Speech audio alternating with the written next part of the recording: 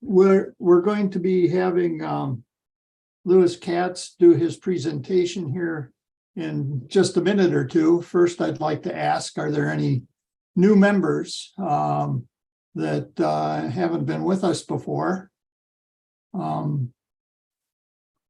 I don't think so. I don't see any myself, so. Okay. But last month we did judging of the PSA Club showcase entries, and tonight we have Louis Katz doing from capture to print, the art of black and white photography, and so that he can go to bed at a reasonable time, we'll let him start his presentation now. I believe you've presented to us once before, didn't you? I think I did, because when I saw your name on the email, I sort of recognized that you have a unique name, obviously.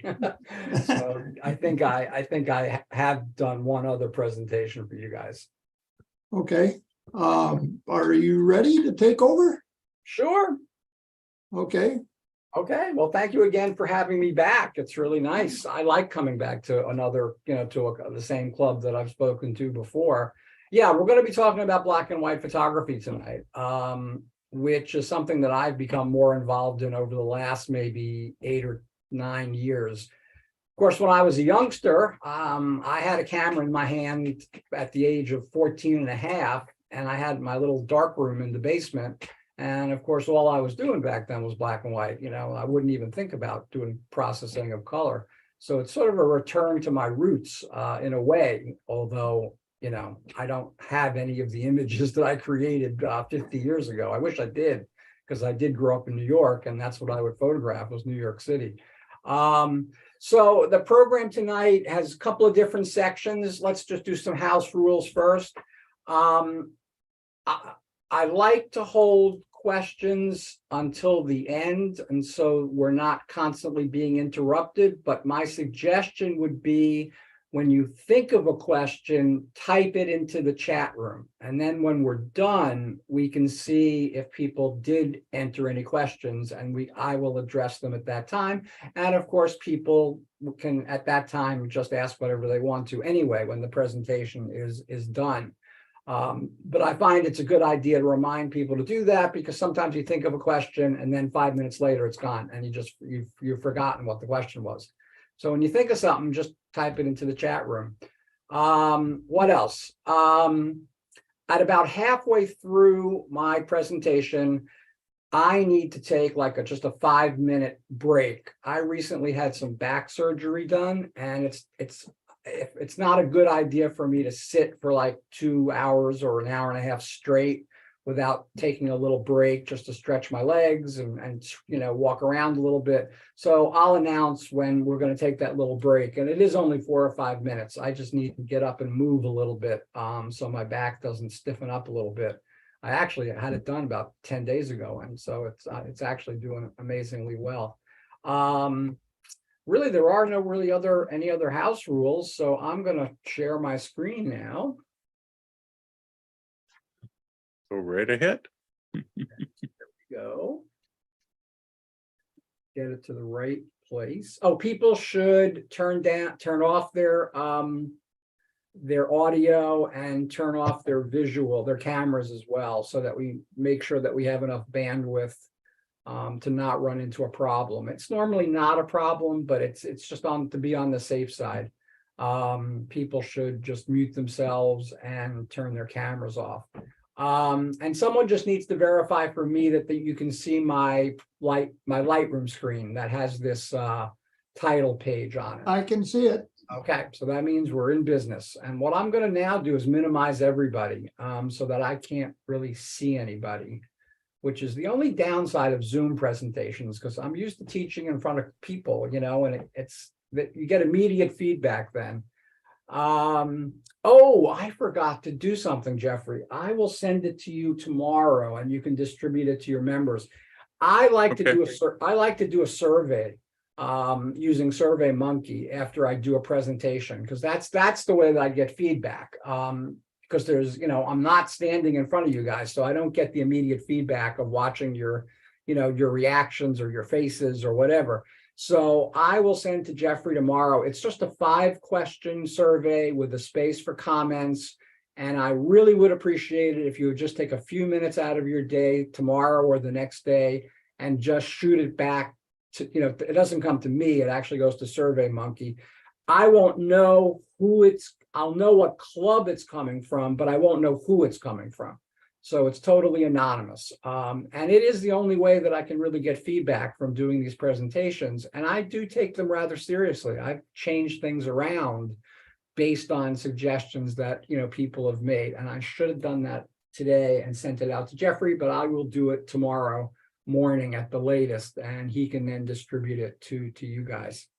So the formal name of the program is From Capture to Print, the Art of Black and White Photography. Depending on how long we go, I don't know whether we'll get to the print portion, but we'll see if we can get there. There's my website. It's just my name. When I went out to get a website, my name was available. So I was like really lucky. And so it's just www.lewiskatzphotography.com. And I urge people to go take a look. I shoot a lot of different styles. I shoot urban Baltimore. I do street photography.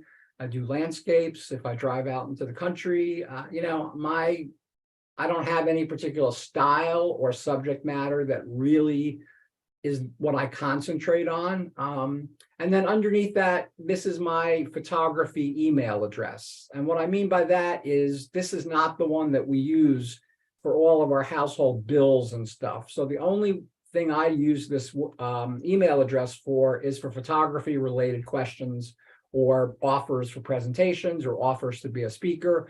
So if you have anything that you think of after we do this presentation, or really anything related to photography that you're curious about, just send it to olympus21209@yahoo.com.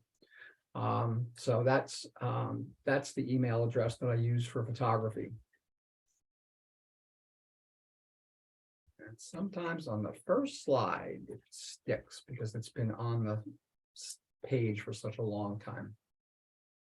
So we'll just go back and do this. Okay. So there are a lot of great quotes about photography, but of course we're talking about black and white photography. So I purposely honed in on people like Ansel Adams and Cartier-Bresson and people that were predominantly black and white photographers, if not exclusively black and white. And this was one of my favorite Ansel Adams quotes. A great photograph is one that truly expresses what one feels in the deepest sense about what is being photographed. You're going to hear me talk about feelings much more tonight than you are going to hear me talk about apertures or shutter speeds or ISOs. This is not really a technical black and white presentation, although we do a little converting of color to black and white. It's much more about why I think black and white is such an important force in photography and what I've learned about black and white since I really have devoted more time to it. So, I have a little, sheet in front of me. Obviously, the things that are important to black and white photography are important in many different kinds, but these are definitely black and white important things: shadows, shapes, lines, texture, contrast, angles. And the last one I have on my list is emotion, because that's what I think black and white is better at than color, is in actually translating emotions that you might be feeling when you're capturing your image to the viewer. I think color, because of the sense of color that we have, which I'm going to talk about briefly, it kind of gets in the way sometimes of expressing what you're trying to express. So since we had an Ansel quote, why not start with one of his most iconic, images? You really can't take this image anymore because the trees that are on the lower left-hand corner and the trees that are on the left-hand side of the river, they've now grown in tremendously, because this image, I think, was taken in the mid-50s. So you can't really create this exact same picture, but I include this picture because you can tell from Ansel's work how emotionally involved he was with his black and white photography. You just get a sense of how connected he was to the environment. And in fact, he was one of our early environmentalists. I mean, he was screaming in the 50s about what we were doing to the world, basically, in terms of environment. So he was definitely one of the early people to start talking about that. So the first thing we're going to do is quickly review some black and white photographers that are pretty well known for the most part that have had an influence on my photography, on my black and white photography.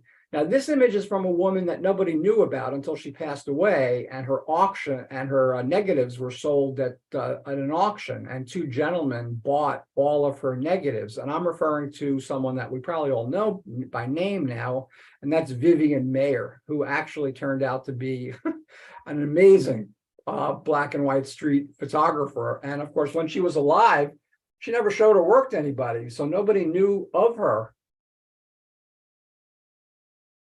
But once these gentlemen started looking at her work, they were like, whoa, I think we found someone, that people should know about. And of course, then books started to come out and prints and whatever. But why I like this Vivian Mayer shot is because it sort of encapsulates what I think makes up a great black and white image. And that's to have a great context or background. And in this case, if you take the three, the father and the two kids out of the picture, you still have that beautiful wall that's going to infinity. You've got those nice benches that are nicely repetitive on the left-hand side. You have the beautiful reflections and silhouettes, in the puddle, of course, now, with the people. And once you add the people to the shot, it becomes much more emotive because it carries much more weight in terms of, what Vivian might be trying to capture. And I love the way the dad and the two kids are reflected in the water. And I think she just waited until the girl turned around and pop went the shutter, and she just got this great shot. And I think this is Grant Park in Chicago, because she spent most of her time in Chicago and New York City. So we're going to repeat that a lot about having a great graphic background, and then what's added to the background to make it a more powerful image. And here's another great example. This is a Cartier-Bresson. And he lived long enough to know about color photography. And he was quoted as saying once that he despised color photography. But this is one of his earlier shots. This is probably from the 30s or the 40s. And again, look at the graphic context. He's got the wet pavement. He's got the stairs leading up to on the left. He's got the implied stairs where the guy with the cane is walking toward, because otherwise he would sort of be stepping off the earth. You got the gentleman on the left who looks like he's opening up his store, but by far and away, it's the cat that makes this picture for me. And it relates to what I like about black and white photography, because black and white photography has a lot of mystery and a lot of atmosphere, which you really can't create in color. It's just really hard to do. And cats, as opposed to dogs, they're already kind of mysterious. I've had cats for years, and I have a cat now, and Nico is probably one of the most expressive cats I've ever had. You can almost tell from his facial expression sort of what he's thinking or what he wants. And Bresson included cats a lot in his images, and I've got to think that he didn't plant them there, but I think he was always on the lookout for an image that included a cat, because he felt that it brought in that intrigue and that atmosphere. And you could really, I think, only do that in a really great black and white shot. Here, I love her work, Margaret Bourke-White, phenomenal photographer. What's really important about this image is the vantage point. vantage point in many ways is everything in your creating your work, right? Where are you in relation to the subject matter? And in this case, she happens to be on a balcony looking down at the floor of this silk mill. And again, imagine for a moment that the people were removed from the image. It still would be an incredibly great black and white image because the tonality of white to black is amazing. The repetition, which is always important in photography, is there. But the addition, the fact that there are people, working at the mill, it adds a whole other atmosphere because you as the viewer then start to think, well, I wonder how many hours per day these people are on their feet working at the silk mill, and how many days per week are they, having to do this job. And I think this was taken in like the probably late 40s or maybe early 50s.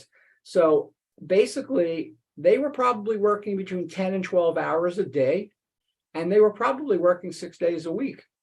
And when you add that emotional piece to this image, it really raises it up to a higher level. Dorothea Lange, another one of my favorites because she wears her heart on her wrist. Her heart comes through her viewfinder. Of course, she's very famously known for the migrant farm woman with her kids, but she did a lot of other great work. And I love this particular image of this girl sitting by herself. The light is coming in from behind her, which is illuminating the back of her dress, but she's just sitting there and staring into this empty fireplace. And you're just left to wonder, well, what is she thinking? Are we going to have a fire tonight? Are we going to have any food to eat tonight? And again, it's a very humble abode that this little girl is living in. And you really wouldn't want anything, including whatever colors the walls of this place are or were, to really distract you from what Dorothea wants you to look at. And what she wants you to look at is the young girl. And I love the fact that her face is like completely in shadow because it really adds to the allure and the little bit of the mystery of the image. So I'm a big Lange fan. I think she was a great photographer. Robert Frank, he did that book called The Americans, where he traveled across America for 2 years, and he just photographed America. His project was to photograph the diversity of America. And what better image than an image like this of a streetcar where all the people are framed in the window frames. And it perfectly exemplifies the diversity of age, diversity of ethnicity. And again, in terms of this being black and white versus color, I don't know what color that streetcar is, but let's say it's a dark green or maybe a brownish color. Again, that would draw your eye away from what Robert Frank wants you to look at. And what he wants you to look at are the people. The streetcar is relatively unimportant. The reflections above the windows, I think I really like. They're kind of psychedelic looking. But he really wants you to look at the people because that's what his project really was. And you can still find used copies of The Americans anywhere from like maybe $40 to $75, depending on what kind of shape they're in. And it's a good book to have. I have it and I look at it from time to time. He was really a great photographer. This is by someone named Louis Farkas, who never really became famous, but it really exemplifies the beauty of black and white. Because that dancer is beautifully captured in that column of light, and it throws that beautiful shadow into the column of light. And remember, shadow and light are very important in black and white photography. And I thought this was a perfect example that really showed that, because the shadow is stretched out all the way to the max. And that's just an optical, effect. And I love the inclusion of the doors all the way in the background where those columns of light are sort of being generated from. So I never really became very well known, but I've looked at some of his books and some of his work, and he's really another person that I really feel strongly about us in terms of being a really good photographer. I got to be honest, I don't remember who created this image, but it wasn't anyone really well known, but it's really one of my favorites. Again, without the cats in the picture, the image would still be kind of a strong image. It's got a lot of repetitive shapes. It's got very nice tonality, you know, from light to dark, you know, from the left to the right. But by far, it's the two cats that make this image so incredible. If you're familiar with cat body language, the cat approaching from a distance is got a very wide open, friendly stance, tail up in the air. It doesn't look scared, doesn't look anxious. And yet look at the cat in the foreground, very anxious, tail down, really, you know, trying to figure out kind of what's going to happen. And I love images where you don't really know exactly what happens, because we have no idea what happens when these two cats actually came in contact with each other. They might have just gotten along great, or a big cat fight might have broken out. You know, you just don't know.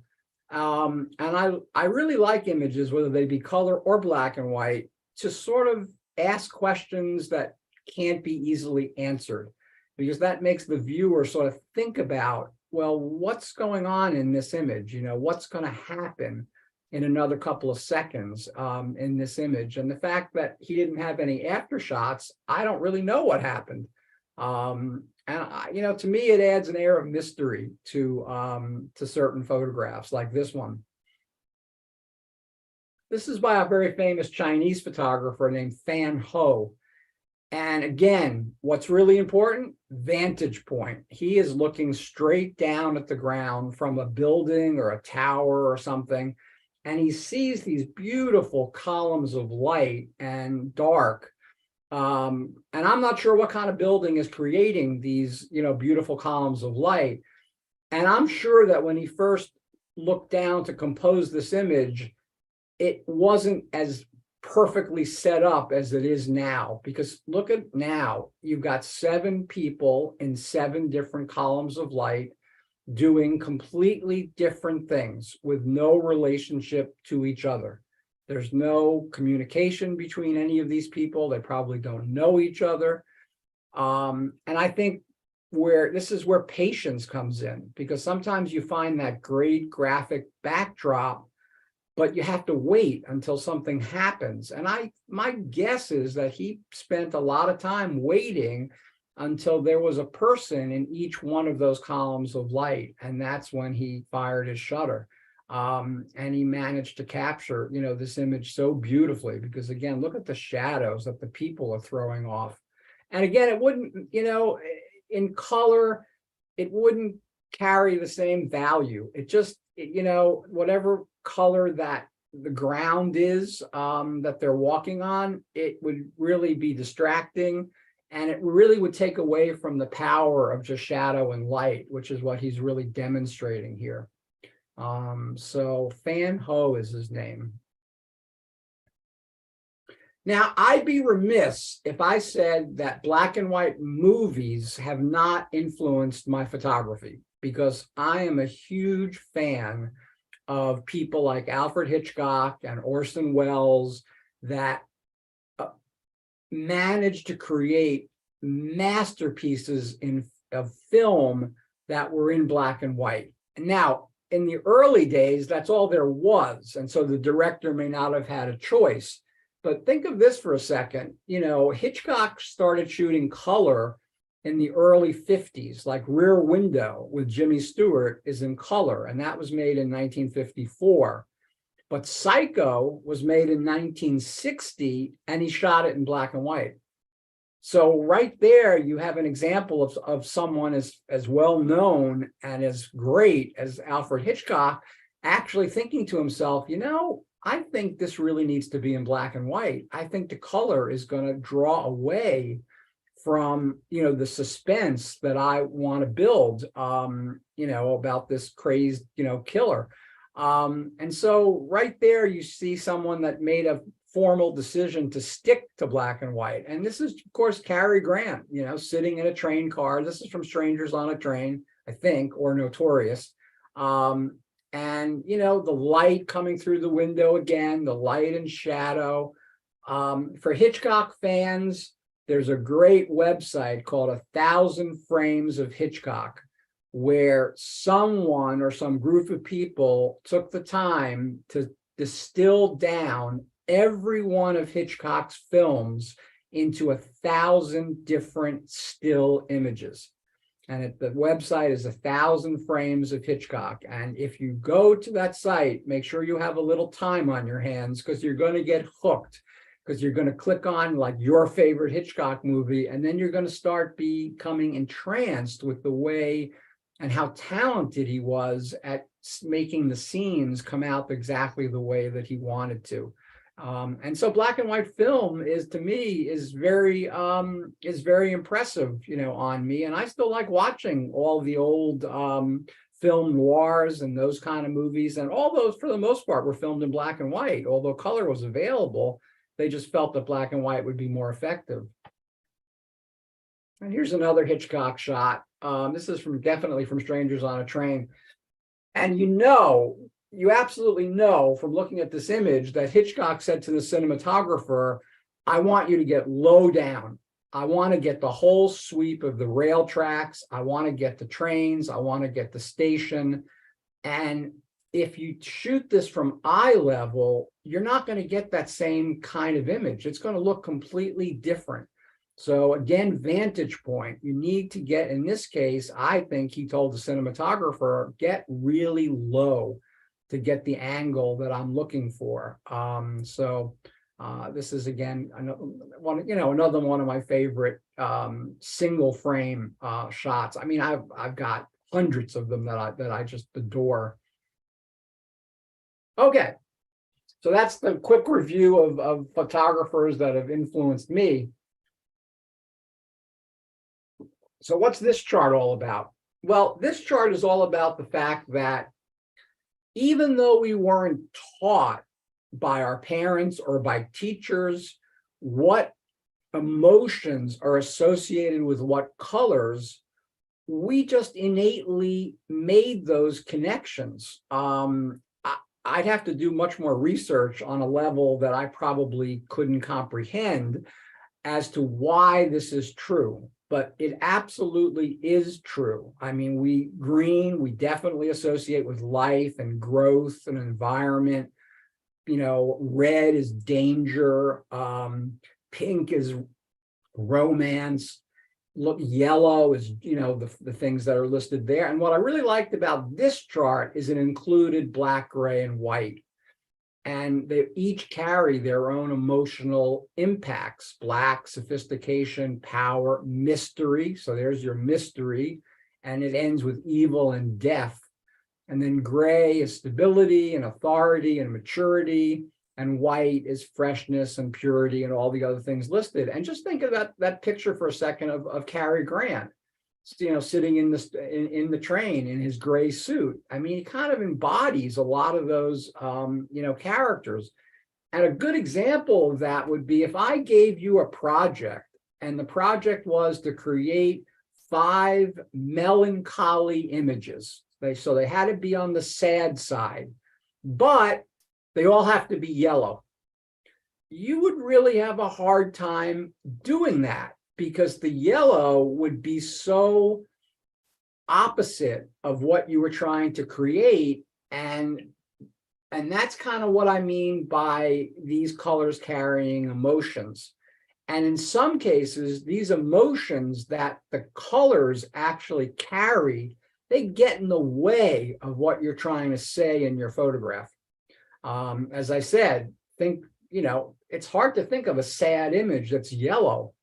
It's just, and green is an interesting example, because think of cemeteries. There's an amazing contrast there right off the top.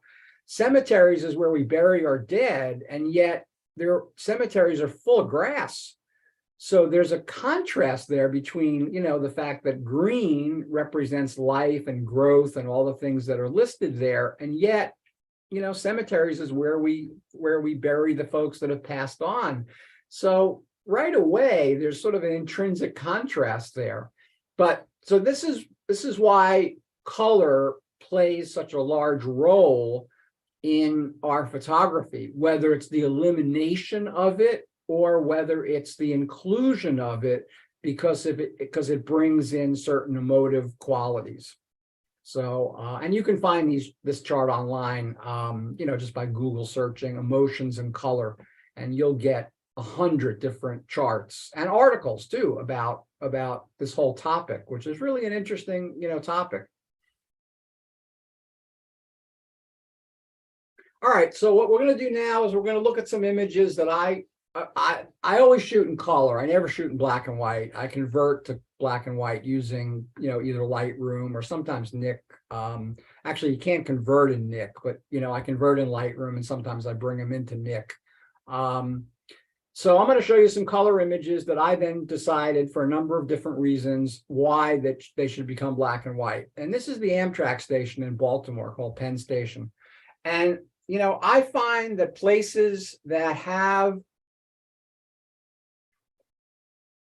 people meeting, people parting, airports and train stations and sometimes bus depots, they're actually kind of fraught with emotion because there are things going on at those venues that carry a lot of emotion, with them because of the events that are being, carried on. So before COVID, I used to go, this is only about 10 minutes from my house. I used to go to the Amtrak station probably about 3 or 4 times a year and, maybe spend a couple of hours, not a huge amount of time. And I would be looking for those moments. So I walked in this day and I saw this boy leaning up against his blue suitcase. And I was flooded with all different kinds of emotions. Boredom.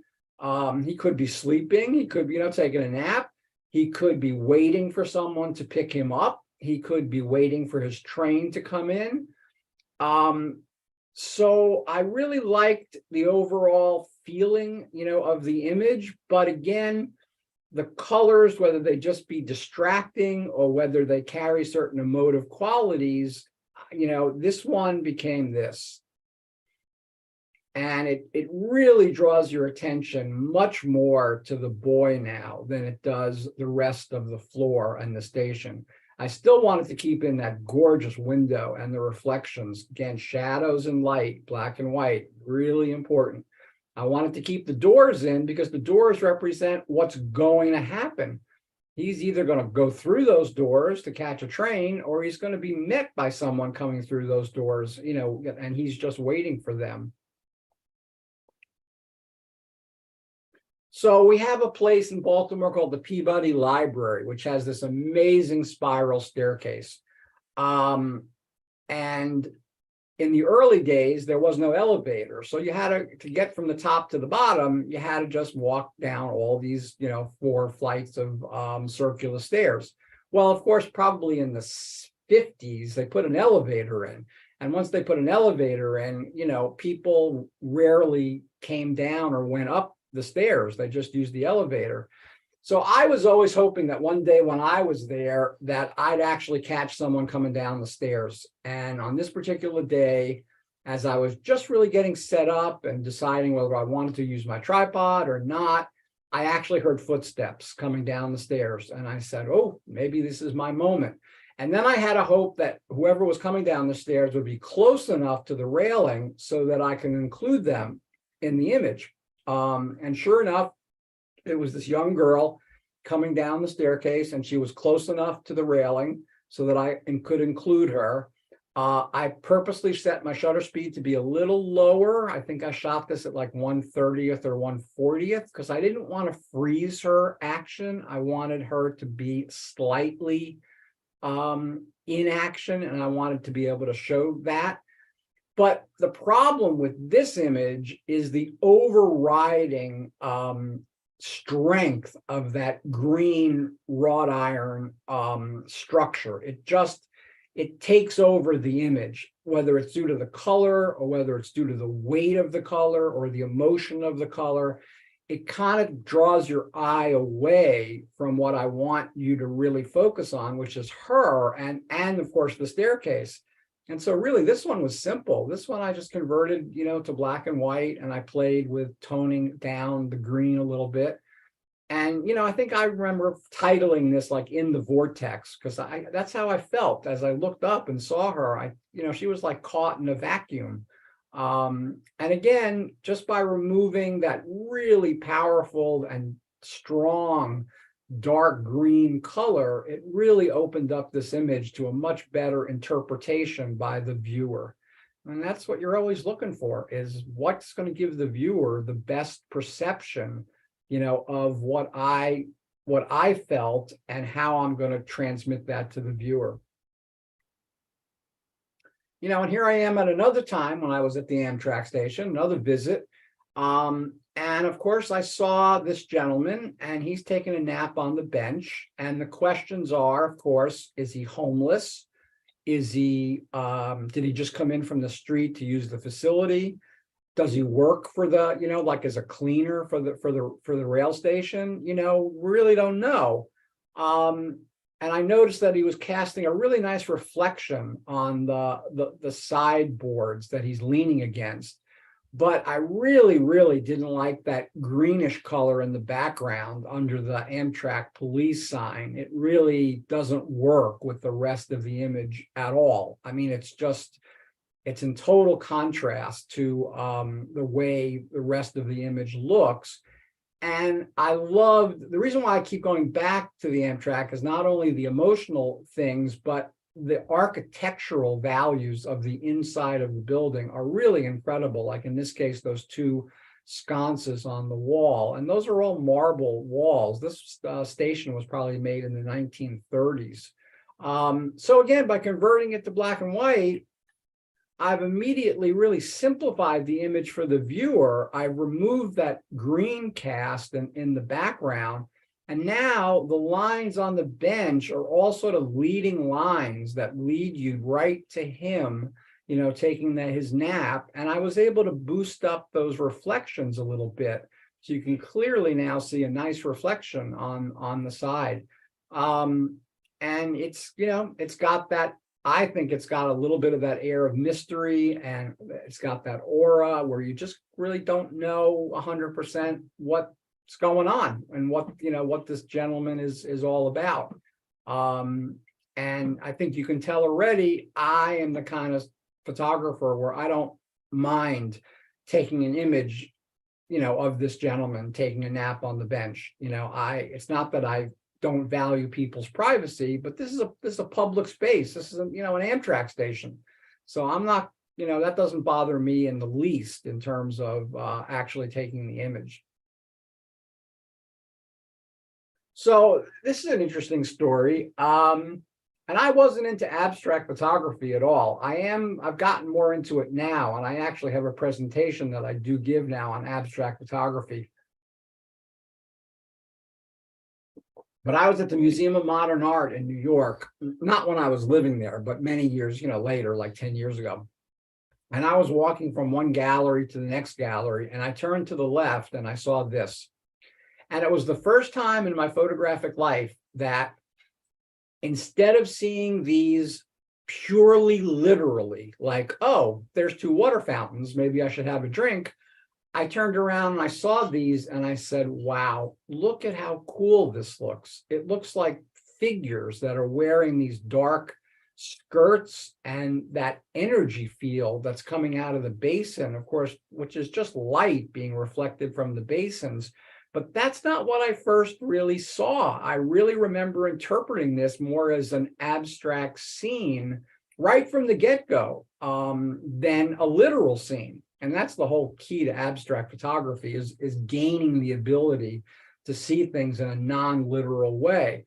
However, I really wanted to punch up the shadows. I wanted to punch up the brightness coming out of the basins. And the best way to do that, and the simplest way to do that, was converting it and then playing with the, you know, the actual light force. And so that became this. And you can clearly see I was able to really darken down the skirts and make them look much more like a piece of clothing. And I was able to really brighten up those beautiful, it looks like energy fields that are coming out of the basins. So this was one of my first ventures into, actually seeing something in an abstract way and photographing it in that way. And if you're going to get into abstracts, black and white is great to stick with, because again, with abstracts, it's all about shadows and lines and textures and shapes, and color will absolutely get in your way of creating what you think is a great or a good, abstract photo. So a question that I get a lot when I give these seminars is, do I shoot in black and white, and do I think in black and white? Well, the first one's easy. No, I never, ever shoot in black and white. Unless you own a Leica monochrome camera, there's no reason you should ever shoot using your camera's black and white function, because the algorithm that's built into your cameras to turn something into monochrome is not nearly as strong as the algorithms built into the software programs like Lightroom. So there's just no, some people say, well, I do that to get an idea of what an image would look like in black and white. That's fine. That's, that's acceptable. I think I've gotten to the point where I can answer the second question about, do I think in black and white? Yeah, I do. There are times when I look through my viewfinder and I'm not crazy about the way the image looks as a color file, but I'm already starting to think, whoa, this could look really nice though as a black and white. And this one was one of those. This is in the Hudson River Valley, from the balcony of the Airbnb we were staying at. And I looked out and I saw this scene. I've got this mansion. It's not like a shack. It's really a mansion that's sitting on that rise. I've got those little power lines off to the left. I've got a really interesting stormy sky. And I think I can turn this into a much more interesting black and white image than a color file. And I turn that into this. And, now the White House has been brightened up considerably. I brightened up the power lines so that you can see them more clearly.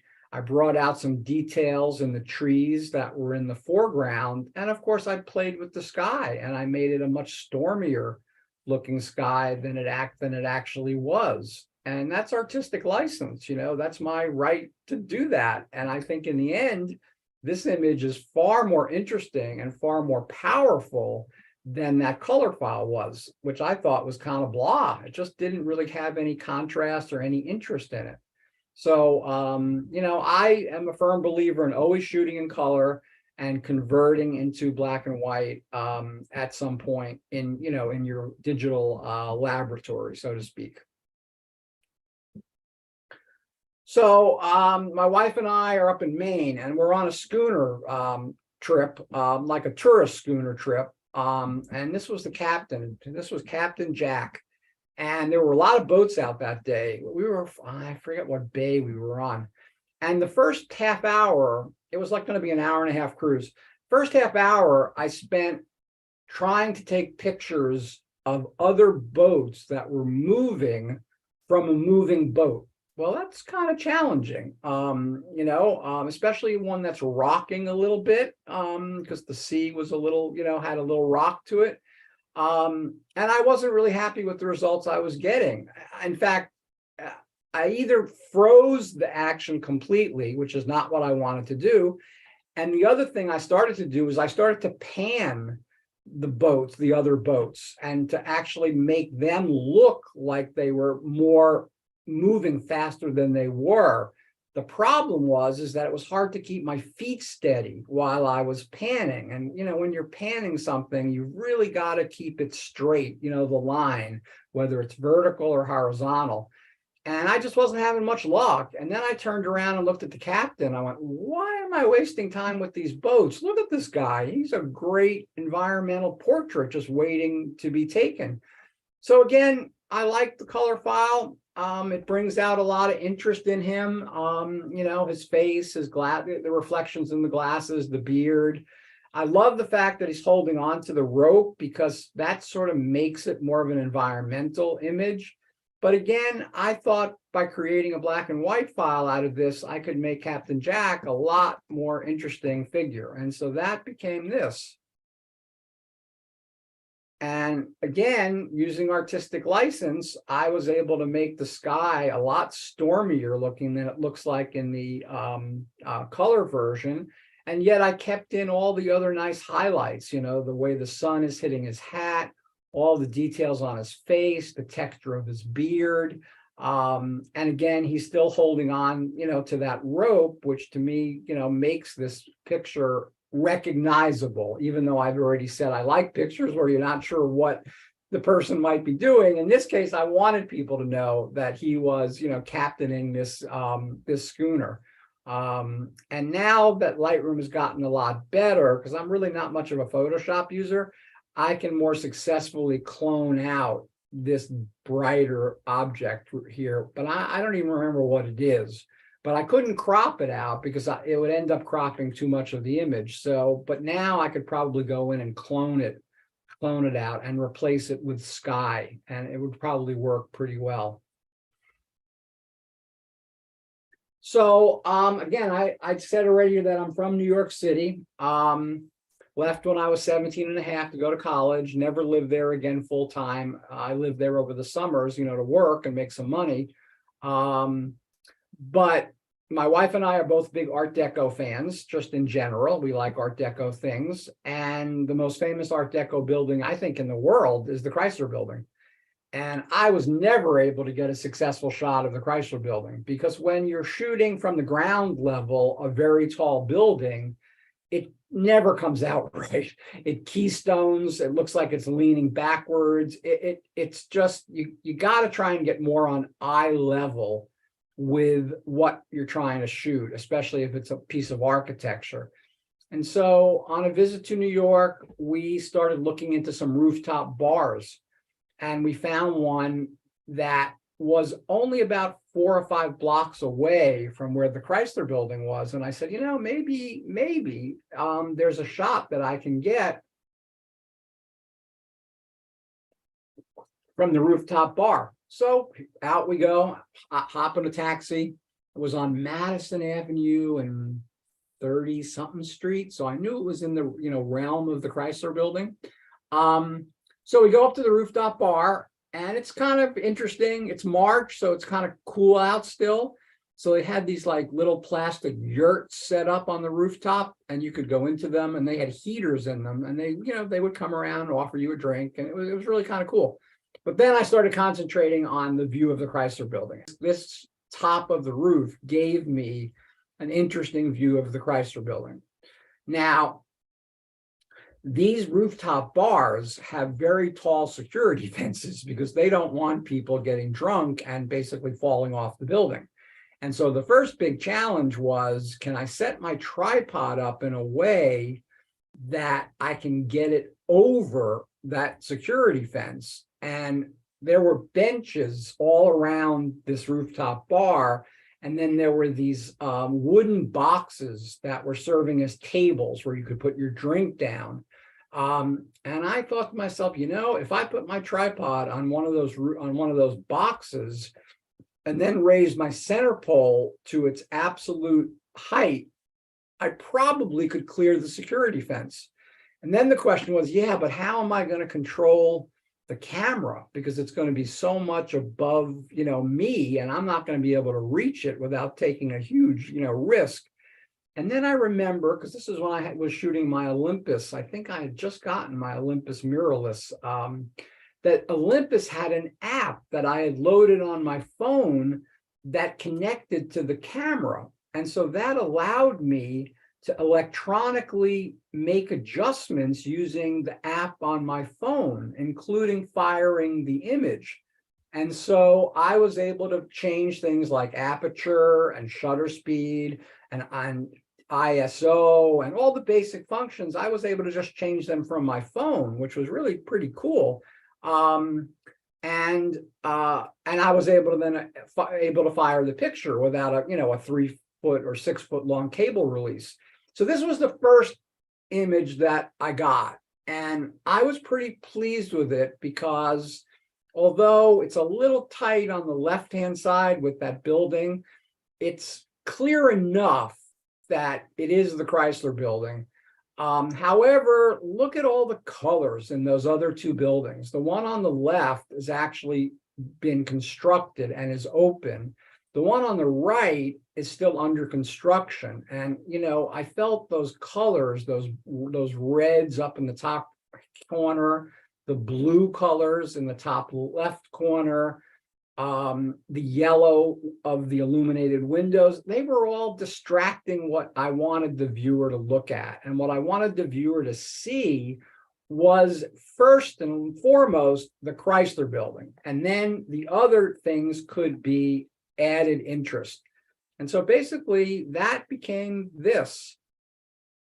And this one I was far more pleased with because the Chrysler building, I think in this case, stands out far and away more than it did in the other picture. Again, I was able to control the shutter speed, and it was on a tripod and it wasn't windy. So I was able to use like a 1/40th or 1/30th shutter speed to get a little cloud movement in.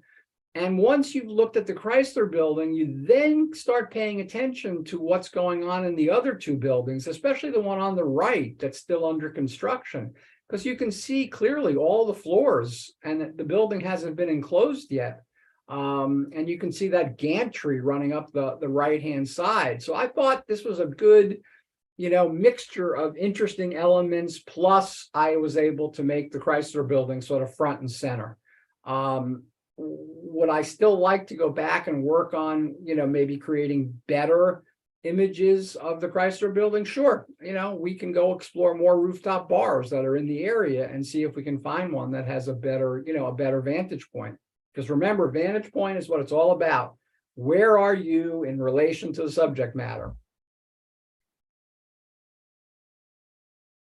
So, when COVID hit, I think we all sort of panicked as photographers, because it was like, oh boy, where are we going to go? What are we going to shoot? We can't travel. No one's going anywhere. So we can't go on a workshop, or we can't really take a club trip, or, we were all sort of stuck for a while.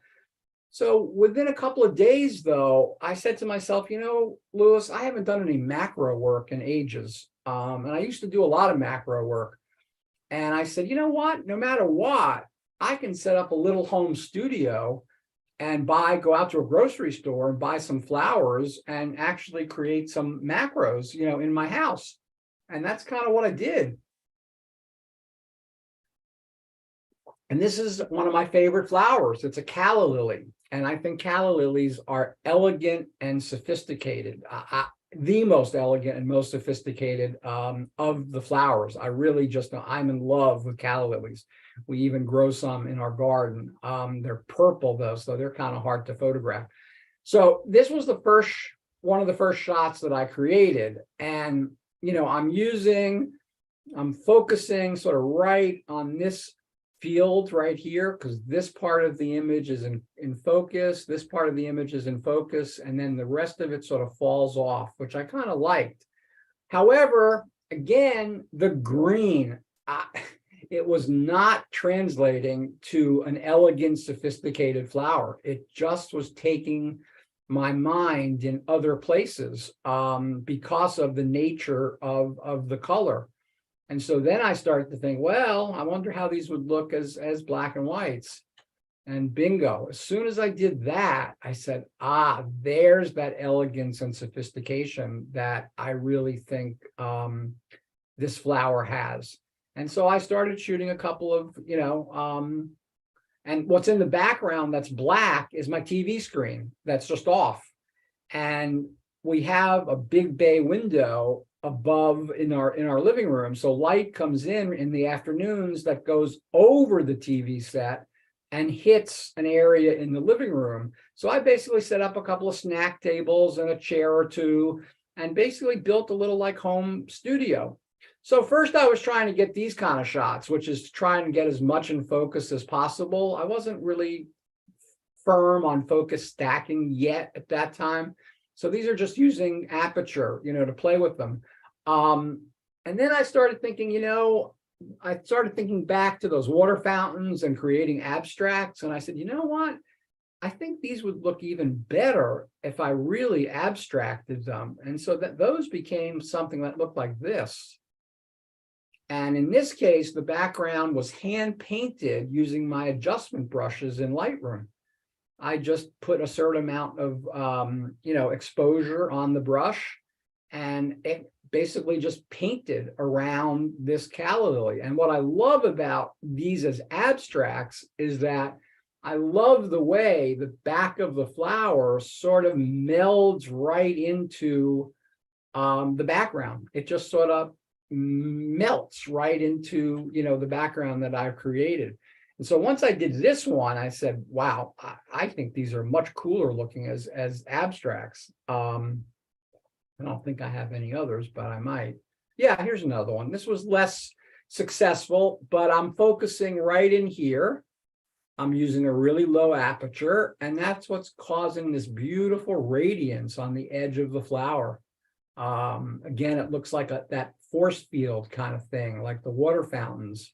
And I still love seeing all the veins, in the calla lily, and I still love it in black and white. And this one I did do against the black background. I didn't paint, the background. This one was just against my my blank TV screen, which makes a great black background for anyone that wants to, maybe you need a black background for something. Because I have like a black window shade in the basement that I use for portraits sometimes. But, the TV screen was good enough.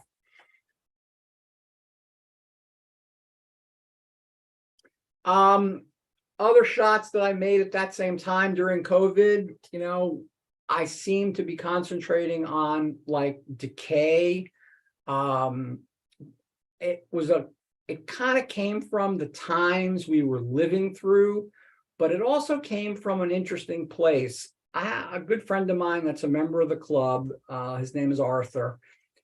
I posted some of these decaying flower pictures. Here's another one. This one isn't decaying, but it's definitely, on the darker side.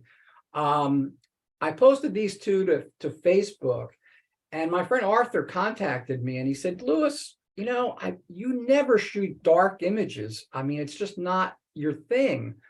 So why do you think why do you think that's what you've been doing lately? And I said, well, Arthur, part of it is COVID, and I'm not really sure of the other reasons. And he said, Louis, you're still recovering from a bout with cancer, aren't you? And I said, yeah, I had lymphoma, but I went to Hopkins. If you're going to get sick, Baltimore's a great city to get sick in. I went to Hopkins, and their oncology department knew exactly what I had after running a couple of tests, and they knew exactly what I had to do, which was go through 6 months of chemotherapy. And they cured me, and I've been cancer-free for about almost 4 years now. And what Arthur said to me was, Louis, I think they're coming from where you're coming from right now. You've really been through, hell and back. And I think the images that you're creating right now are actually reflecting that. And that's what really made me start thinking of that emotive connection between your photography and what you as a person are feeling. Because first, I paused for a second and I said, Arthur, I think you're right. I think that's a very valid, point that I just never really thought about. And he said, well, he said, I think about that all the time because my images definitely reflect where my head is at and my heart is at. And he reminded me of that great Minor White quote, which was, every image is a self-portrait. And I think that's a great quote. So here's an example of me finding that graphic context, but I needed something else to fulfill the picture. And so this is on the east side of Manhattan. The graphic context that I had were these two parallel fences. That's an abandoned Con Ed power plant in the background. You never could get on that island, though, so I never could get the opportunity to shoot the actual decaying power plant.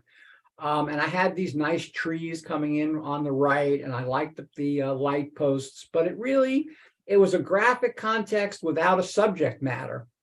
And I noticed that there was a stairway right here. And even though I was in sort of a remote part of Manhattan, all the way on the east side, patience is another great quality, as I said, you have to have as a photographer. And so I said, you know what, if I wait a few minutes, someone is definitely going to come up those stairs. It's just a matter of time. I mean, this is Manhattan after all. And sure enough, within about 5 minutes, this gentleman came up this flight of stairs. And as soon as he hit the pavement, there was no way for him to walk the other way. He had to walk toward me. And as soon as he hit the pavement, I started shooting. And I shot him from about right there to about right where that piece of paper is on the ground. And I probably got about 8 shots off in between those 2 points. And when I went back to look at them, I found this one to be the most successful.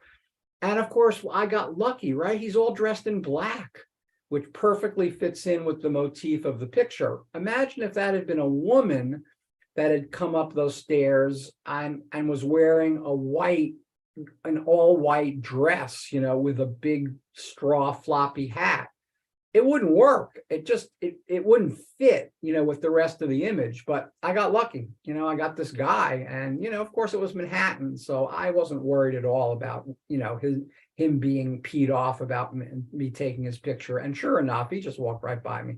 He couldn't care less. And so this is an example of finding the graphic spot, but being patient and waiting for what the image was missing.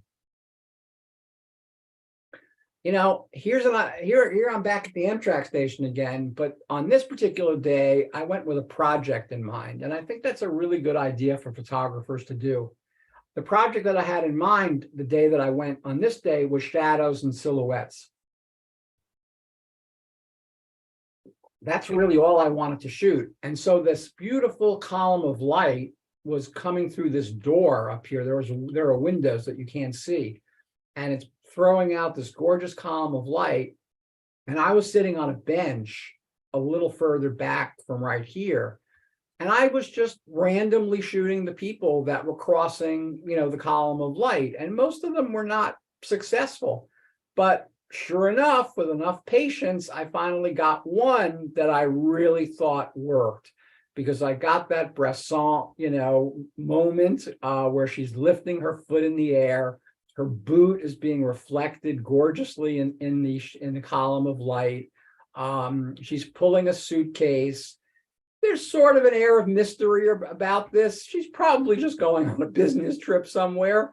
But if you want to imagine something a little bit different from that, it's pretty easy to. She could be on her way to a rendezvous with somebody. You never can tell. But that part of it didn't matter to me. What mattered to me was the actual shot, that I got. And I purposely left out any details of her. I didn't want any details of her. I just really wanted her feet and her legs and the suitcase that she was, pulling behind her.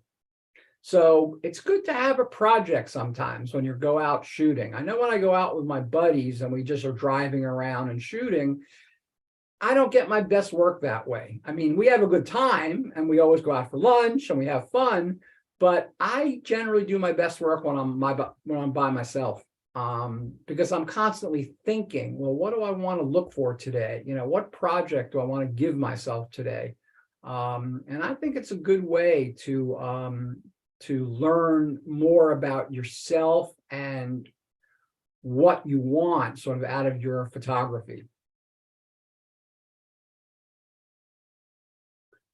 So here's a tree I photographed for over 15 years.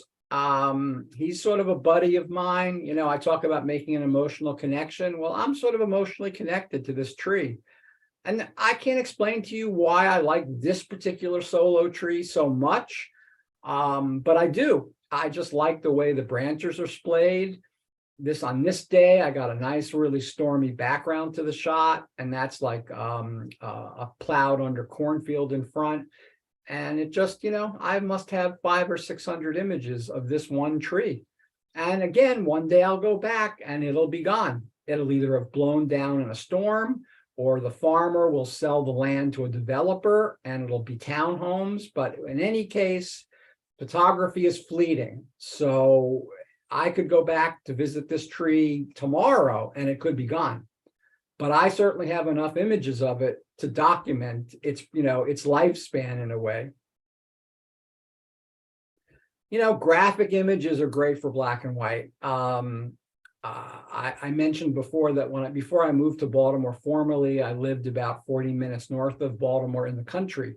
And I'd never lived in a rural area before. So there were farms and barns and livestock and all sorts of things that I wasn't really used to being around. And that's what kind of drew my camera out again, is when I moved to Southern York County, PA, because I just was now in an environment that I wasn't really familiar with. And this is just a perfect, graphic shot of, these fence lines, in the snow. And here's the other side of the farm where there are horses. And so one day I went back, different snowstorm. One day I went back and I wanted to photograph the horses. But problem is that the image, until this gentleman wandered into the picture, it sort of ended right here. And that made the image not a very balanced composition, because there's too much activity going on over here without enough over here. And again, patience. There were horses over here. I just had to wait for one or two to walk into my field of view. And within minutes, this guy or gal walked over and got right into the frame, exactly where I wanted him, stuck his or her muzzle down into the snow, found some grass, brought his head up, was chewing it, and allowed me to get the shot. And that one horse is so important to the rest of this picture. Now we're getting into composition, but he really is a very important part of this overall composition. This was a muddy brown barn with a white door. Well, the muddy brown just didn't work, as a photograph. It just was not an attractive color. And so again, by just converting it to black and white, I was able to turn the muddy brown into different shades of charcoal. And I liked that because I was able to keep some of these whiter details in, which kind of echoed the fact that this was a white door. It's echoed up here a little bit. And what I also liked about this image is the door latch is open. And that makes you think. It's like, okay, most farmers would probably put a lock on that because there's probably some things in there that they wouldn't want, taken. But in this particular case, that latch happened to be open. So this kind of imagery really lends itself really well to black and white. This one was taken last fall. So this was one of my more recent shots. And this was only about a mile from where I used to live. So you could see how rural it was. And you might also notice that I shoot a lot of verticals. And I shoot a lot of verticals because look how much I was able to get into this image by shooting it as a vertical.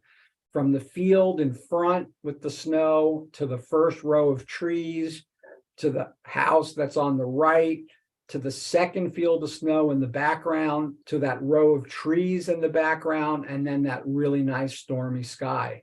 And if you shot this as a horizontal, you wouldn't get that much depth into the image. And it's something that I started doing when I was young in terms of shooting verticals. I prefer it actually as a format for most things that I shoot rather than horizontal. Okay, so here's where we're going to take our few-minute break. So what time is it now? It's 9:11 my time. So by 4 minutes, 9:15, I will be back. So everybody can take a few minutes. Louis? Yep. Well, you're taking a walk. I've got a short slideshow that I could show that's about 5 minutes long. That's great. And so I can entertain people with that while you're. Sure. Should I stop sharing, or it doesn't matter? If you could stop sharing, that would be good. There you go. Done. Okay. Okay.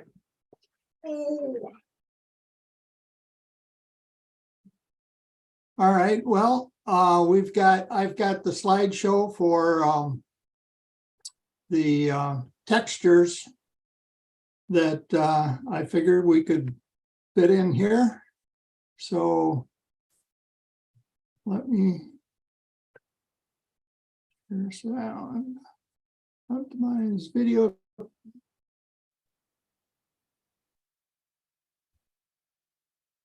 And here we go for the President's Challenge textures for this month. Here are the entries that we have. Should be music.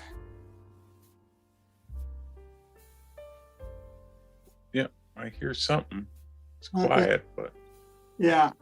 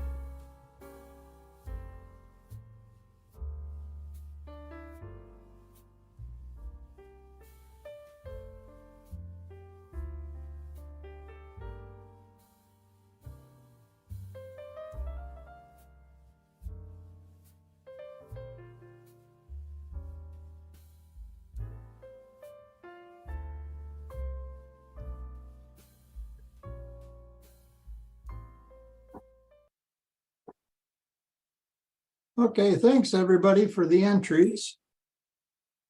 Let's see here.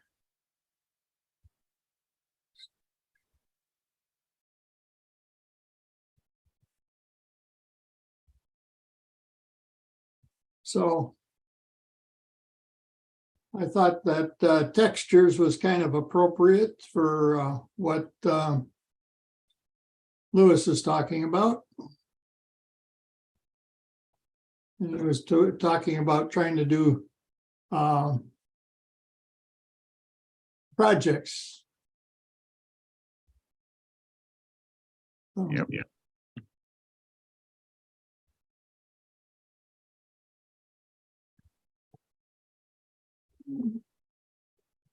So I was gonna look to see what else were there in chats. I put in there. Do younger people interpret black and white different than those of us that grew up with black and white media?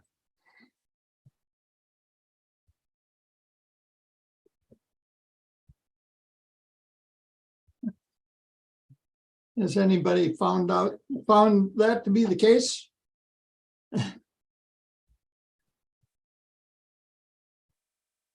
Boy, it's pretty quiet tonight. I hope everyone didn't fall asleep. Yeah. My oldest grandson has done black and white for several years. And I gave him my Canon A1 camera and all the lenses and so forth. And so he was interested in that. I don't know if he does it anymore, but he had an interest. I know I've seen a few younger people that aren't interested in looking at anything black and white. It's not a complete picture to them. They don't want to study it. You know, talking about black and white, I recently saw the movie with Jack Lemmon and Marilyn Monroe, Some Like It Hot, which was done in black and white. Yeah. And that is awesome in black. I mean, it's just struck me the intensity of the colors, the contrasts, and how well that was filmed. That's a beautiful work of art. Go back and check it out sometime. Huh? Pretty funny too. Yeah. All right, gentlemen, I'm back, and ladies. Okay, well, you'll need to share again Okay, and you can take over. okay. We're going to get into a little more of the converting process now, and then we'll be done. Okay. So you guys are probably mostly familiar with this. This was the Ansel Adams zone system. He actually developed it with a guy named Fred Archer, but Fred Archer never gets any credit. And, you know, to Ansel, especially in his prints, it was really important to have something that was pure black, which is 0, and pure white, which is 10. And what I liked about this chart is it showed you all the different tonalities, but it also gave you an idea of what subject matters fall into those tonalities. Like 7 is white, pale white skin, concrete. 4 is dark foliage. So even this chart even gives you an idea of what falls into the different zones. But that's not why I really included this. I included this because I want you to look at this chart and then a second later, look at this one. Oh, go on. Oh, I guess it stayed in one place for too long. Tends to do that sometimes.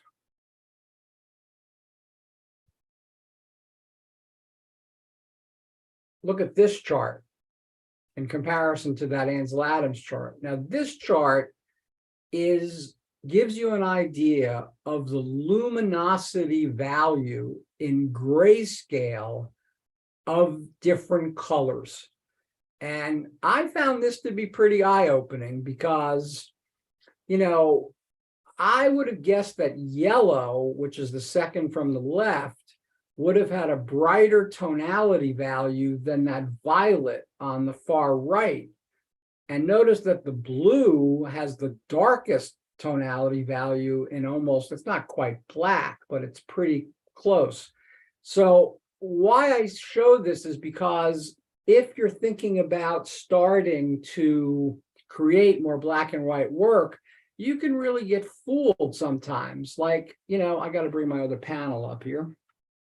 Like, here's a shot of row homes in Baltimore. We're famous for our row homes. And you can see that in some blocks, the owners have gotten together and have decided to sort of paint their row home certain colors. So when I saw this image, through my viewfinder, I said, this would look really nice in color because look at all those different colors, it's right, and a blue sky. So the problem though is that the luminosity values of all those colors are completely different. And so if I just do a quick conversion to black and white, look how flat it is.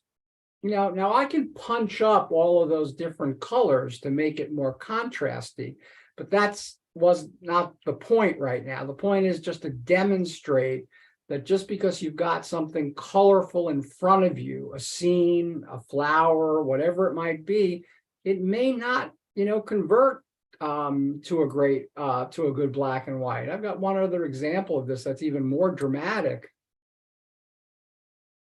Here's a pot full of these beautiful petunias, yellow centers, pink edges, green foliage in the middle. Again, I thought the same thing. I said, wow, this will look good as color. And it certainly does look nice as color, but it also would probably look really nice as a black and white. But boy, nothing could be further from the truth, because look at this image as a black and white. There's absolutely no contrast there. It's almost, it's the same tonality. And that's because those particular colors on that chart that show you what the luminosity values are in grayscale, they probably are all very close to each other. And again, you can go into the individual color channels and you can pump them up, but it's a lesson to learn in terms of just not assuming that because something is really colorful, that it's going to look nice in grayscale, because I come across these all the time, and it's a good idea to get familiar with your color wheel, because that has a lot to do with it in terms of getting contrast. You're going to get more contrast when the colors are opposite each other on the color wheel, like blue and gold. They're going to give you natural contrast. Whereas if the two colors are close to each other on the color wheel, and I'm assuming that like that yellow and this pinkish color are probably pretty close, you're not going to get natural contrast. You're going to have to create the contrast, yourself, just by boosting each individual color channel. Okay. All right, so now let me take a look and see which ones, because I always load more than I possibly can do. Well, we can start with the boy. So let me first say about software that software should be viewed as a means to an end. And what do I mean by that? What I mean by that is, before I got to know more about photography and software, I would take an image that probably wasn't really that good to begin with, and I would bring it into a program like Lightroom, and I would just move the sliders and play with the curves, and thinking that I could turn just a very mediocre image into something phenomenal because I could do all these things in Lightroom. Nothing could be further from the truth. You first have to have a good quality image. Then you've got to think, what do I want to do to make it better? And that's where software comes into play. You need to have a goalpost, in my opinion. Just going in and playing with your software to try and make something better, it's just not going to work, because the image itself, if it's not that good, no software package, unless you start playing with AI, I don't even want to get into that, no software package is going to make it better. And that was a really valuable lesson for me to learn, because, that meant that I really, after a shoot, when I looked at the images that I created, I was much more picky about which ones I put a flag on. And that would mean to me that they need further work. Maybe out of 100, maybe I'd put 5 or 6 flags on 6 different images. That meant the rest of them, that didn't mean they were terrible or bad. It just meant that they weren't rising to the level of needing extra work to make them that much better. So that's my little spiel about software. You can spend a lot of time, working on an image that just isn't worth the time. Now, the other thing I'll say right now is that when I'm seriously working on a black and white conversion, I probably go back to the same image at least 3 or 4 or 5 times. And each time I usually work on the image from, maybe 8 to 10 minutes. So what that means is that for me to complete a black and white, a really black and white, good black and white conversion that I'm satisfied with, takes me probably somewhere between a half hour and 45 minutes per image. So obviously we don't have the time to do that. So all I'm going to really do is show you some little quick trips, some tricks, some techniques that I use. I think we're going to stay mostly in Lightroom because it just makes it easier. So this image is of a young Amish boy. We're lucky in Baltimore in that I only live about an hour and 15 minutes away from Lancaster County, PA, which is the center of Amish life. Now, Amish are famously known for not liking their pictures taken. And it doesn't have anything to do with the American Indian reason. The American Indian reason is because they feel you're stealing their souls when you take an image of them. The Amish reason comes from the Bible, which is thou shalt not have graven images of thyself in thy house. It has to do with modesty. So the thing is that in Lancaster County in February through April, they have these public events called mud sales where they're selling and auctioning off anything you can think of to raise money for their volunteer fire companies. So when I go to those events, which are open to the public, it's not just Amish, it's everybody. I feel no apprehension about taking images of them. And the only people that have ever walked up to me and said, oh, they don't like having their pictures taken, have been us, not them. They call us the English. It's been the English people that have walked up to me occasionally and said, why do you want to take their picture? They don't like their pictures taken. And it's like, hey, I'm a photographer. I take pictures, so. And in fact, we've even had a couple of women approach us and said, oh, can you please take a quick picture, of my baby, and I'll give you my mailing address because I always get the mail first. And I don't have any pictures of any of my children. And I'd love to own a few. And so we literally have mailed some images to moms that wanted to have, an image of some of their kids. So anyway, I'm at one of these mud sales and I'm usually shooting with a longer lens. I'm not doing these Gary Winogrand style where I'm popping up in somebody's, face.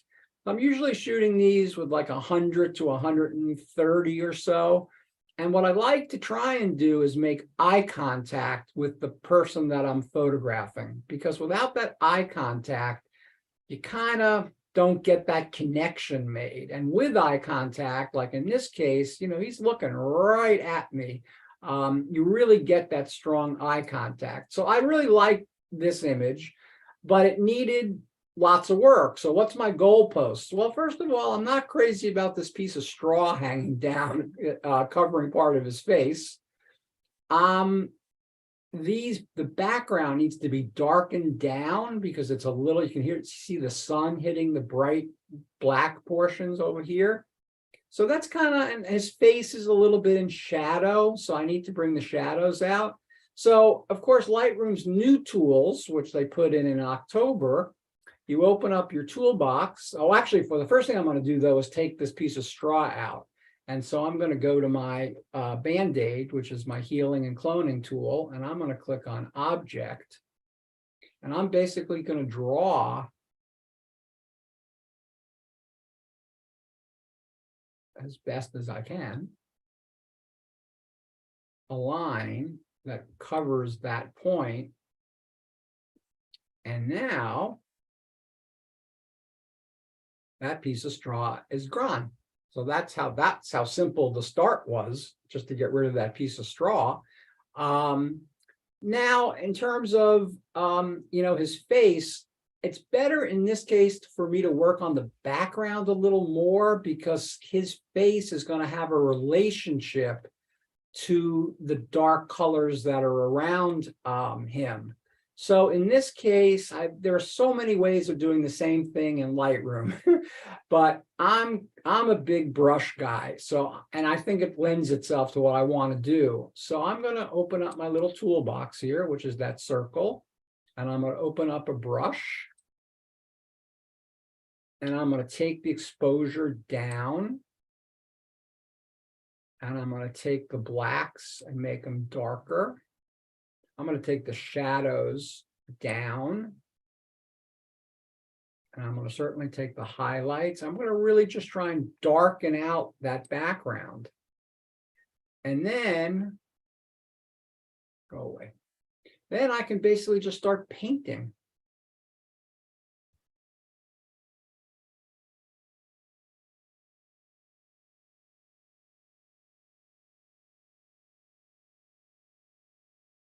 You know, and sometimes you need to go back and paint another area.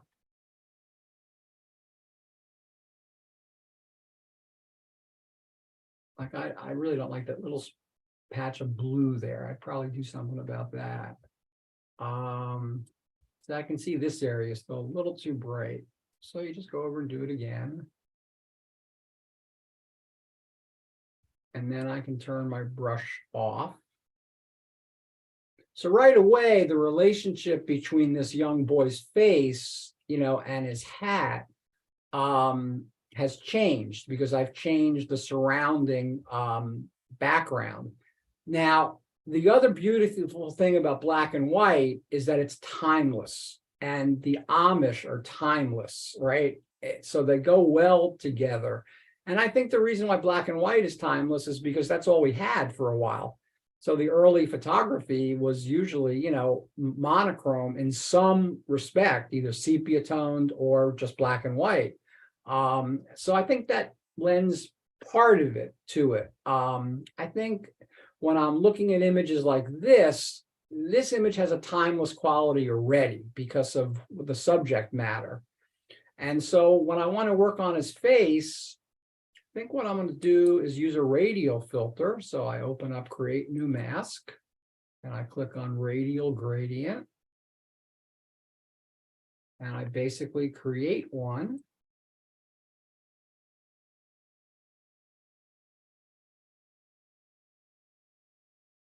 And move it down to sort of where I want it to be. And if you need to make it bigger or smaller, you can do that.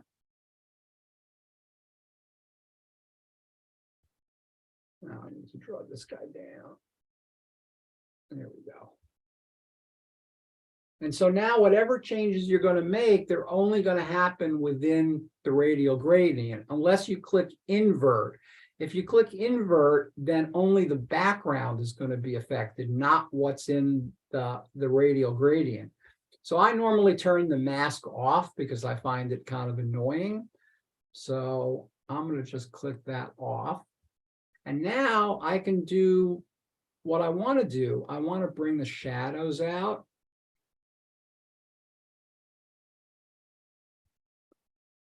I want to bring the highlights out.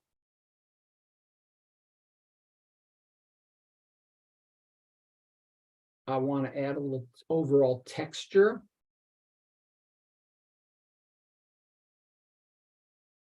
And a little bit of clarity, which is like mid-tone contrast. Now there's even a way if the computer registered him as the subject, I could even affect like his lips if I wanted to make them a little darker or lighter. But in this case, I don't want to do that anyway. So I'm going to just click this again. So I'm kind of done now as a quick fix. I mean, again, we went from here to there. So this is where we were. You can see his face is kind of dulled out a little bit. You can see how bright the black background is to this. Now, as I said, I'd go back to this one shot many times before I declared it done. Because there's a lot more work you always need to do. I could go into his, I could make radial filters around his eyes, and I could make them a little brighter. Now, if he's registered, if the computer registers him as a person and a subject, then you can really get into great detail. And I don't think, though, that it's going to do that.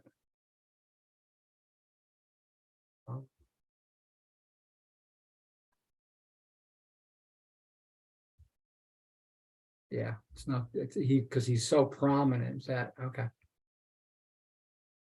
So that's a down and dirty conversion of that particular image. I think I'm going to skip this one. Well, I'm not going to skip this one because I'm going to show you a tool. Sometimes it's fun to take an image that you see in color all the time. Like we have a huge amount of sunflower fields in Maryland, and they're gorgeous. I mean, there's this image is just so fun to look at, right? It's bright, it's cheery. It actually was one that I took for a class on depth of field, and you can see I was using a high aperture on this one. I was at f14, which is why everything is kind of sharp all the way toward the back. And then I shot one at like f5 or f4, and the students could clearly see that the flowers in the background were falling out of focus. But I was thinking one day, well, how else can I treat a sunflower picture? And I said, I wonder what it would look like as a black and white. I've never really tried that. So I just clicked on black and white. And it immediately, the emotive reaction immediately changed. I mean, from here to here. It became much more of a graphic. This is just a joyful, happy, flower picture, whereas this one has got a lot more graphic interest in it. And remember, you can always then play with all the various color channels that you have in Lightroom. So I can make the sky. Oh, I didn't move these back to 0. Let me move these back to 0. So I could take my blue slider and move it to the left, which is how I made those stormier skies in some of those images that you saw. That's good enough. And I really want to make these petals, yellow and orange petals, more glowy because they're really pretty. So I just went to my yellow, boosted that up, went to my orange. There we go. Now they're glowing a little bit. Now the tool I wanted to show you was this little thing in the upper left-hand corner. And if you click on this tool and then bring it to a place in the picture where you want to affect that one tonality. So in this case, I'm going to put it right on this leaf here. And if you move your cursor up, and sometimes there we go, everything of that tonality is going to get brighter. And if you move your cursor down,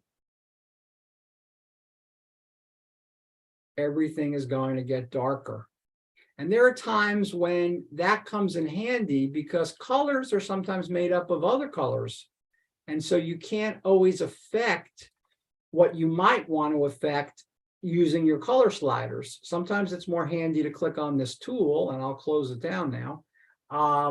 So again, we went from here to there in a minute, just by, making some very basic, changes.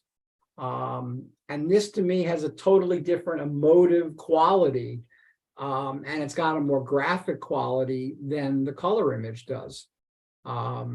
And that's kind of what the judge said when I put this black and white into competition, like almost over, 7-8 years ago. It placed, and the reason the judge said, I love this photo. And one of the reasons why I love it is because I've never seen a sunflower picture done in black and white. And it was like, yep, that's exactly what I was thinking, because I had never seen one either. So that's, sometimes it's good to change something from the ordinary to something that's a little different. All right, so this girl, she's called Hamden Girl because she actually lived in a neighborhood called Hamden, which is pretty close to where I live.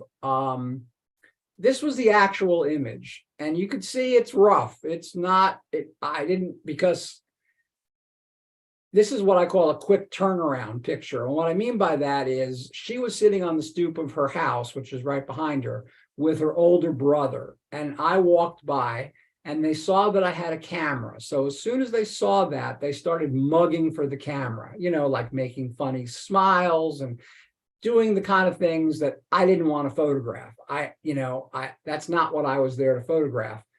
But I noticed her right away. I noticed her dress. I noticed her haircut. I noticed those streaks on her face. And so I was still intrigued with trying to get her separated from her brother.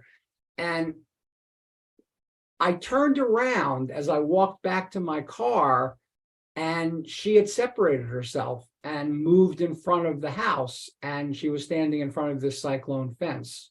So I had no time to compose or to do anything, which is why the right-hand side of this picture looks the way it looks, because I just didn't have time to really properly compose this, because I didn't really know how long she was going to maintain this, position that she was in.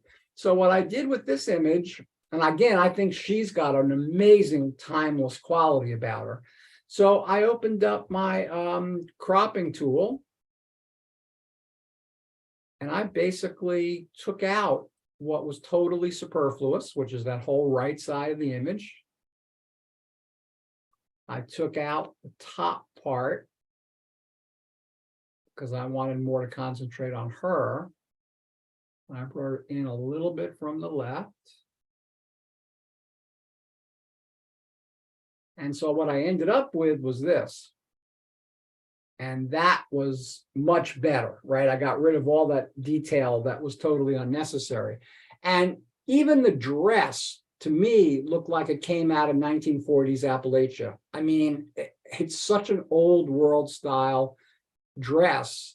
And so she had such a timeless quality about her that I instantaneously thought of what she looked like in black and white. And this was the first, conversion. And I could see right away I had issues, right? Her face is way too in the shadow.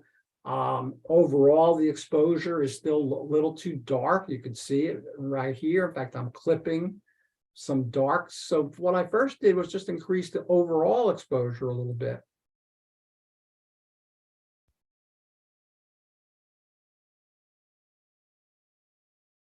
Right about there. And you could see the histogram spread itself out really nicely.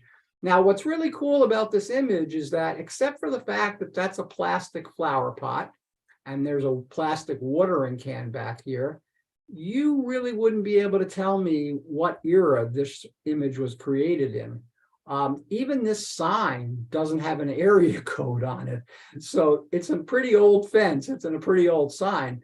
And one of the other things I liked about it were these two stone raccoons. I thought they were so cool that they were sitting on this girl's patio. And so then it just became, okay, what else do I want to do to try and make this image better? And it really became things that I wanted to do to her face, for the most part. And so I went back to that radial filter idea. I wonder if I pick subject, if it's going to pick her. No.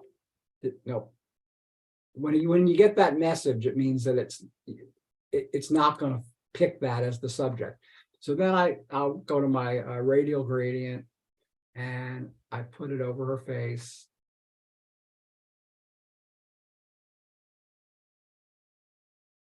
And then I moved it down to where I wanted it to be, which is right around here. Turned off my mask. Brought the shadows out a little bit. definitely wanted to give her face some texture. And some clarity.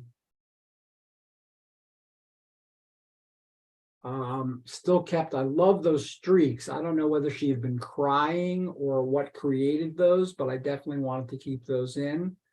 And that was pretty, again, for just a really simple couple of step black and white conversion. It really worked, because I went from here, to here. And I think the black and white has a much more timeless quality to it than the color version does. So that was that one. That's my Hamden girl. Love the haircut. I mean, even the haircut is from like the 1940s. I mean, it's probably cut by her parents. It literally looks like they put a bowl over her head and just, cut her hair.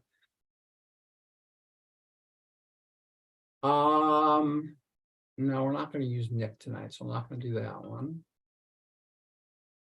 Okay, so this is I call these my Amish hoodlums, because they were like 14 or 15 years old, and they were at one of those mud sales, and I just like their overall attitude, especially the guy that's right here.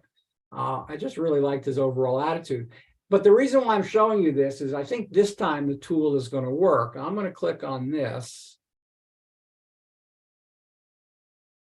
And actually, though,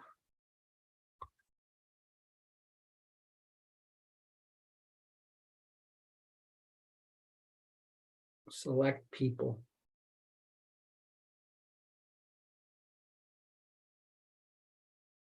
And if this works, it's going to put a mask around those four guys. But it doesn't look like it's working. Create mask. Select people.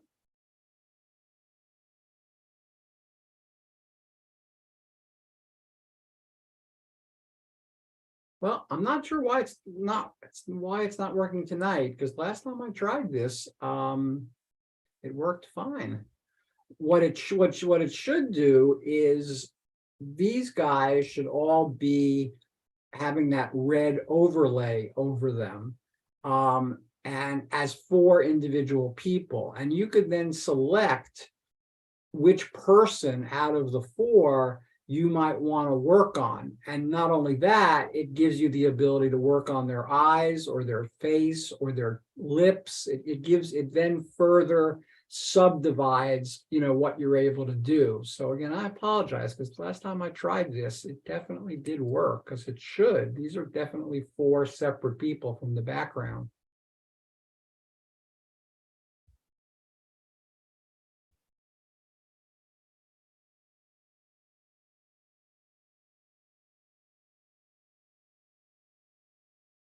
Well, here you can see the individual masks. Okay, well, instead of wasting time, we'll move on.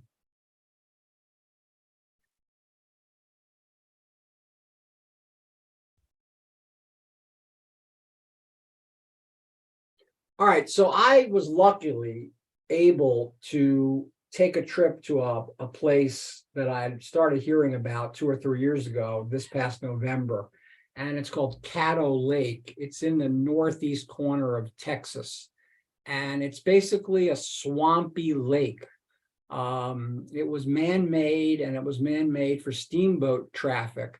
But before they made the lake, there were all of these bald cypress trees growing in that area. And as long as you don't flood bald cypress trees to a level that's too high, they will then flourish in water. And the interesting thing about these bald cypress trees at Caddo Lake is that they're somewhat deciduous. They sort of drop their needles, but they then, the leaves that are left kind of turn colors, like fall colors. Now, we were a little late. We were probably about 5 days past peak, which is why you're seeing yellowy orange leaves, but you're not seeing so many like red and other colors, which people saw like a week before I got there with the workshop that I went on. But it still was an amazing place. But because some of the images really didn't have much color in them, I thought they really lent themselves to also turning them into some interesting monochromes. And so again, I clicked on black and white.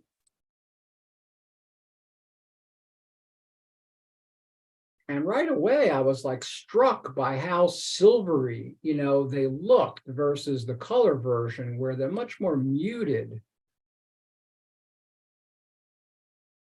And another little trick with Lightroom is that Lightroom has a bunch of black and white presets. And the way you get to the presets is to click on those 4 boxes. And if you click on those 4 boxes, it brings up all the different presets. But I want just the black and whites, which is already highlighted. And then by mousing over, you don't even have to click on them. By mousing over each preset, you can see if one of them really lends itself to the image. And you also notice right away that some of them just don't.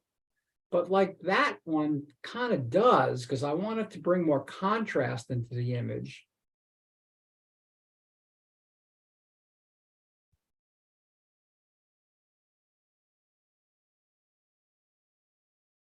Yeah, let's pick that one for this particular shot. So this is black and white 4. So you click on the preset, and then you can basically close the preset menu.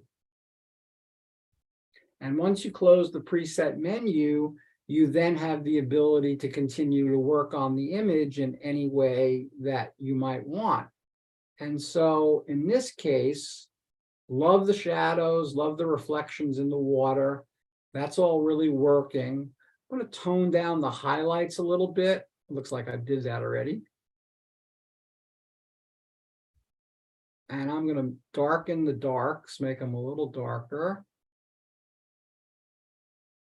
I'm going to take the whites down a little bit.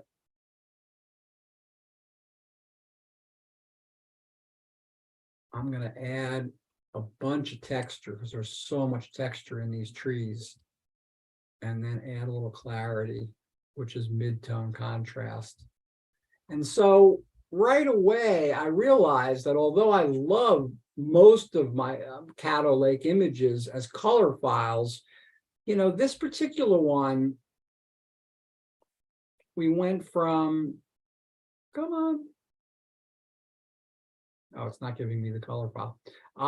We went from a color file to a pretty interesting looking black and white file that has a tremendous amount of detail in it as a monochrome image.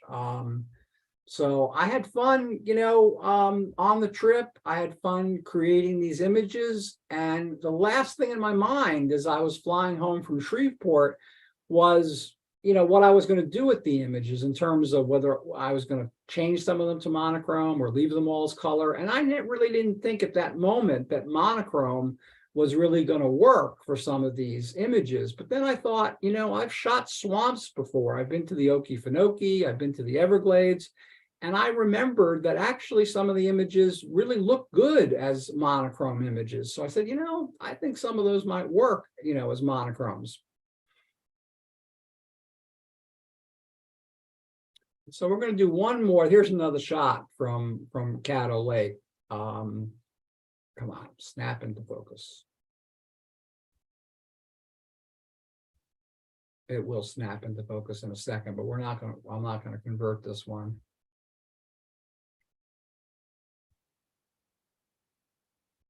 Oh, there we go with that red screen again. There we go. An unknown error occurred. Well, this was the last one I wanted to do anyway, so that's perfect. All right, I don't know why it says that. And I'm not sure if I can back up to get rid of it. I'm gonna go back to the library for a second. See, it's not letting, this happened to me last night. Get rid of this whole thing.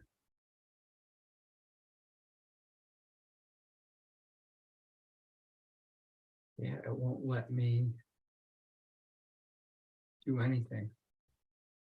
So for better or worse, I can't really go any further unless I shut my whole computer down and bring it back up and then rejoin. And based on the fact that it's already 10 o'clock my time, I think we'll end, at this point. I'm not even sure if it's going to let me stop sharing. Oh, there it did. It did let me go. It did let me Yep. stop sharing. Okay. Technology, who knows? So now the floor is open to anybody that wants to ask anything or make any comments. I will get that survey out to Jeffrey tomorrow morning. But the floor now belongs to you guys to just ask me or tell me anything you might want to tell me. Louis, something that I thought of when you were talking about the colors making surprises when they get converted to black and white. Yep. That I heard that that happened when they filmed or they made the first episode or two of Superman. Really? He had made some contrasting colors on his tights and his pants, but when they made the film, they turned out to be the same. So it looked like he was just wearing long underwear. There you go. So someone didn't know their color chart. Yep. Yeah, that can happen. And that's why I showed those two as examples. You can get fooled. You can be looking at a scene and say, wow, this is going to look great as a black and white. And then when you look at it on your computer, it's like, whoa, that looks horrible. Yeah. And that just comes from more practice and getting to know your color wheel and knowing what colors are going to contrast with each other. And that really just takes a little bit of reading and a lot of learning and a lot of just playing in the field, and then playing obviously in your software to see what you can do. So, Louis, did you need a model release for that Hamden girl photo? no, unless you are going to use a picture of a person for purely commercial purposes, and that doesn't even count selling the image at an art gallery. It means if you're going to use a picture of a person in like a commercial to sell something to the general public, that's when you need a model release. Other than For cards or something where you're making money off of their image. Okay. yeah, you can sell as many images of people at an art gallery as you want without needing a model release, because that's not considered commercial purposes. That's an artistic purpose. So, and I'm from New York, so I'm a little brash. I don't worry so much. So I do a lot of street photography, and I never, ever ask permission. Never. Because the moment you ask permission, you lose the moment. I mean, you lose the shot. Because all of a sudden they're going to say, oh yeah, you can take a picture of me. Hi, and they're going to smile. And I don't want that. I wanted to get them, the couple arguing with each other, on the street or something. And that's what I want to shoot. So that's all personal. Everyone has to make a decision on their own as to whether they're comfortable with that. And I never tell people one way or the other. It's totally a personal decision. What about dodging and burning? Do you use that technique? Yeah, dodging and burning is simply making parts of the image lighter or darker. And so when you're working in Lightroom with those different filters, or even when I made that jacket of the background behind that Amish boy darker, I was basically dodging and burning. I was using my brush to dodge and burn. So that's an old world term, that people that have been in photography for a long time are really used to, especially if they did darkroom work. But basically dodging and burning just refers to you being able to play with the various tonalities of the image, light to dark, and what you decide to do with them.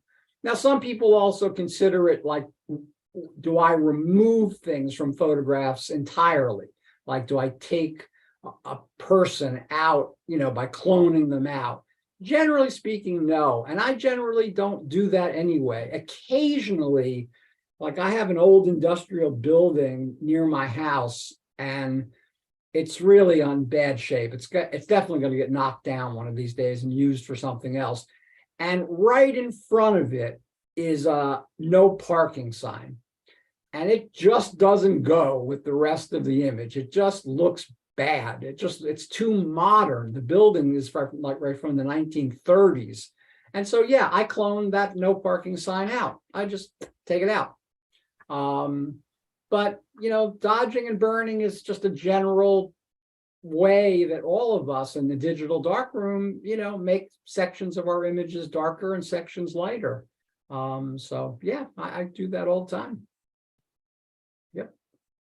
Because sometimes you just need to bring in more contrast, and a great way to do that is dodge and burn, is make an area lighter and have the area next to it be a little darker, and then you have some natural, contrast. So, anybody else?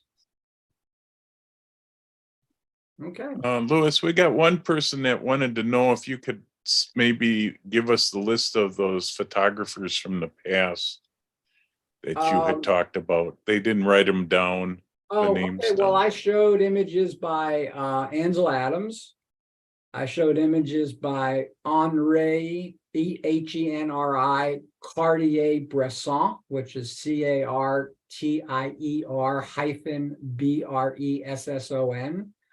I showed images by Dorothea Lange. She spells her last name Lange.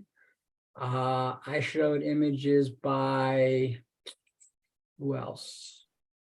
Those were certainly the most prominent ones. If you just go into Google and type in, iconic black and white photographers, you're going to get led to, I couldn't tell you how many sites you're going to get led to that are going to have all those people listed as, because we consider all of those folks that I showed you, except for a couple that were on the edges, really well-known and pretty famous, black and white photographers. But those were some that I included. Okay. So. I think All right. that covered all the questions in the chat. So Okay, I just great. wanted to make sure. Well, I want to thank you again for inviting me. It's been a pleasure. I really love doing this. I apologize for the occasional little technical glitch I ran into. But I hope you guys have a good rest of winter. I hope everybody stays healthy. And here's hoping that our photographic paths will cross again in the future. Thank you. Okay, thank you Thank very you. much. Great presentation. Okay, great. I'm glad you enjoyed it. Take care, guys. Yep, Thanks. thanks. Okay, we still have the rest of our meeting to do yet, and we're going to cover some things. First, is there anything to, I'm looking to see, yeah, Ken Warning is there. Did you want to say anything about the deadline for the WACO seminar, March seminar? It's March 4th, I believe. You're on mute, Ken. Seminars on March 4th. If you register before the 12th of February, the fee is $20. If it's the 12th or after, it's $25. So you save a little money by registering early. I mean, there's not that many days left. It's the 12th is on a Sunday, so I think it's either the 12th or the 13th that it goes up to 25. So you may want to register early. Have we sent anything out recently, Jeff, to our club? No, but something's going to go out again to everybody that's on the mailing list. Probably another day or so. Just for a last minute reminder.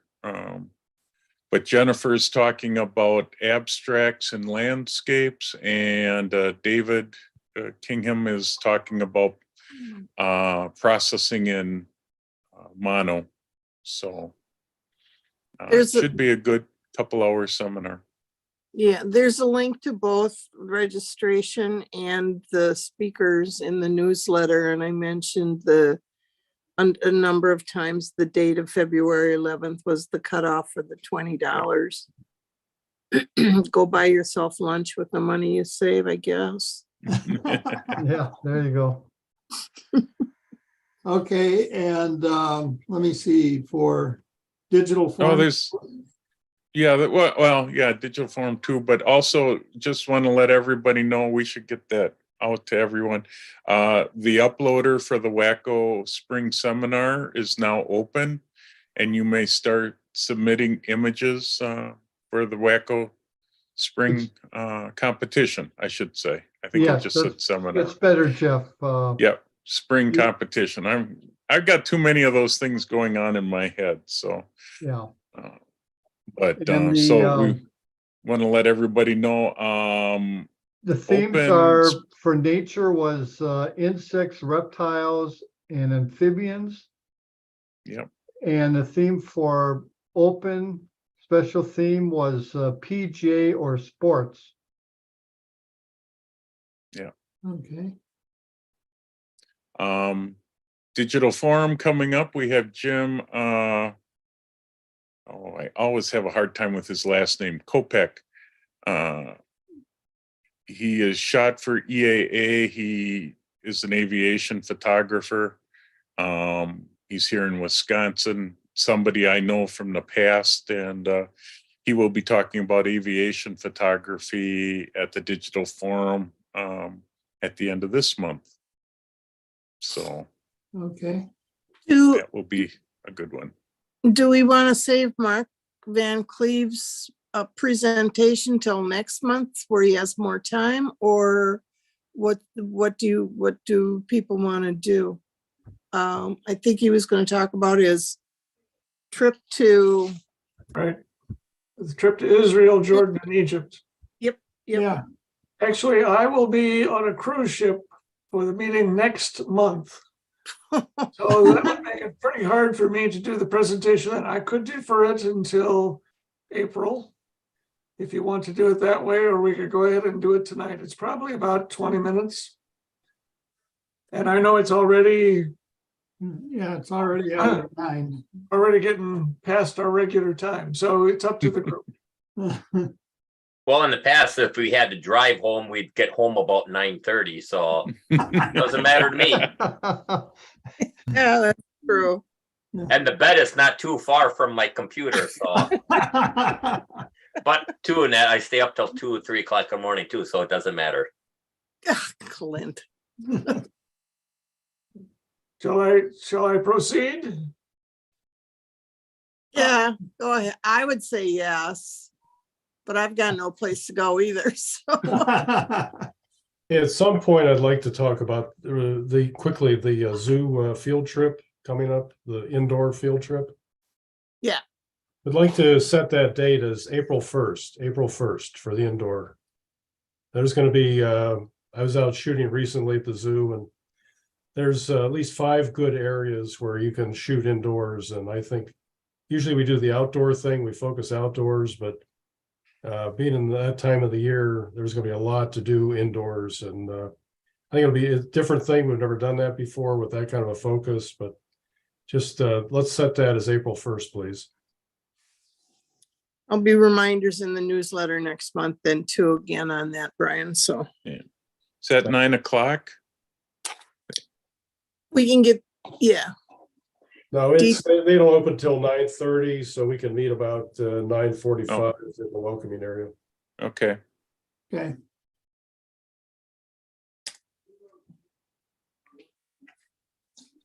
I just want to put it in, I'll put it on the website.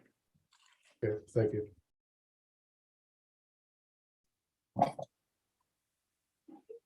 okay, well, I think then we can probably go ahead and let Mark do his presentation if you are ready. I'm ready. I will cut out a little bit of this to try to shorten it up a little bit. My remarks are based on several trips that we've taken overseas. Had one to Europe, one to Costa Rica, one to China, one to Greece, and then the most recent one was to Israel, Jordan, and Egypt. And as a result of those, I started out in some of the earlier ones basically taking almost all my equipment because I figured I'm going to need it. But over the course of my trips, I found out that that was not the case. Something about the trips are, the focus on the trips is on seeing as much as possible in the amount of time that you have. They were typically in a group of 24 to 30, plus a guide, and then usually a driver for the bus. We run a tight time schedule, so there was limited time in any one particular place.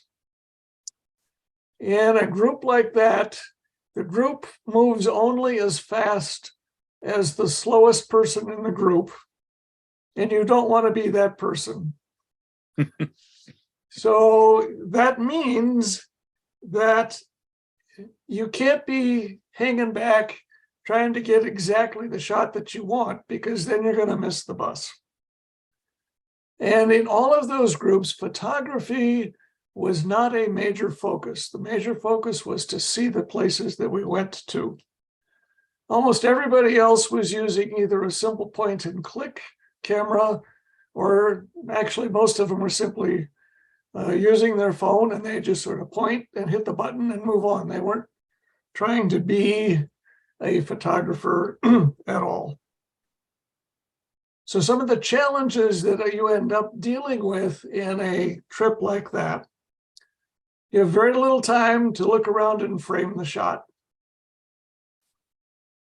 You can forget about trying to shoot in the golden hour.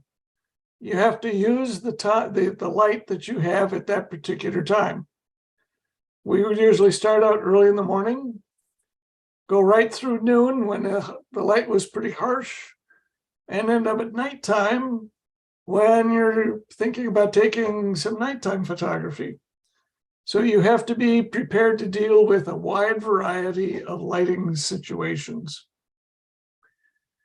We had to be prepared to do a fair amount of walking from one place to the next. And so that meant that late in the day, you're getting tired, and the last thing you want to think about is taking a few extra steps to get just the right position to get the right shot. The tendency is just to go ahead and take the photo. Many of these places, there were huge crowds of people, made it hard to get a clear shot.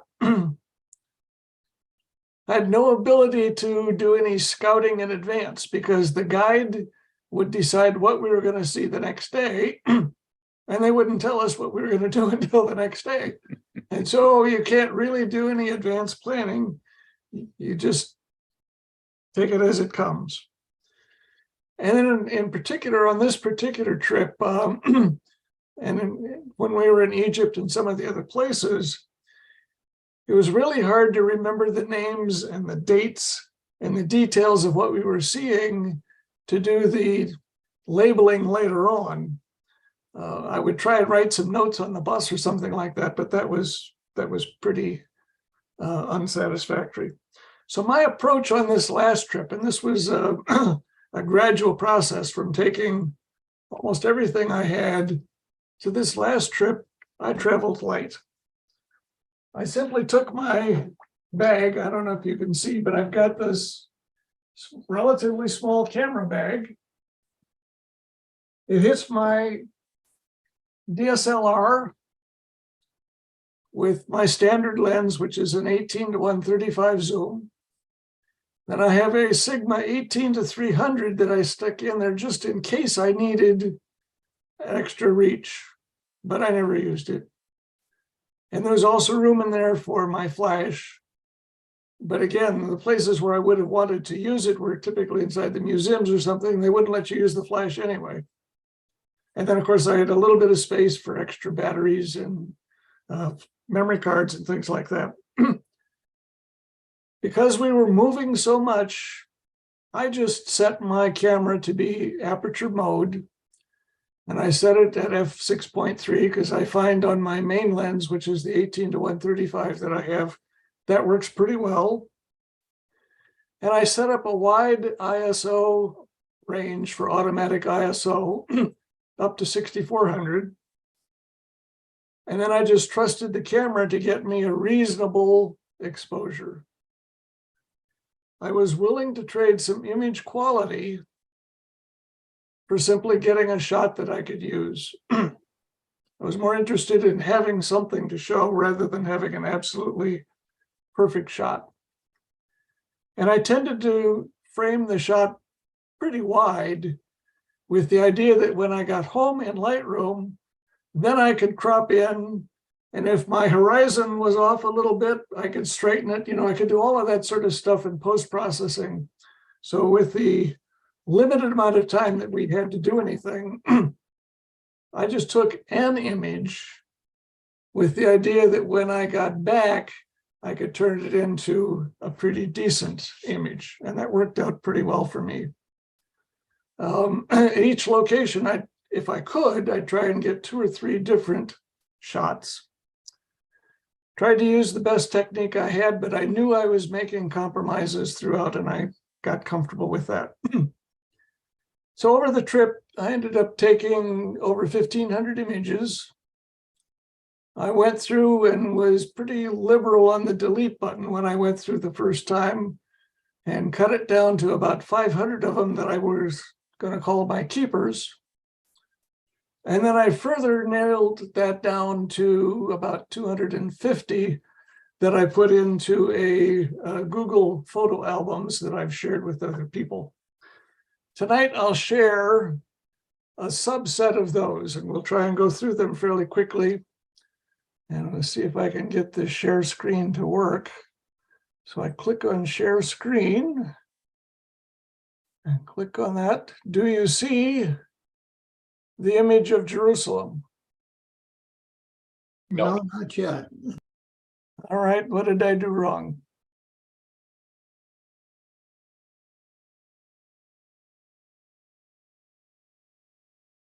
Share.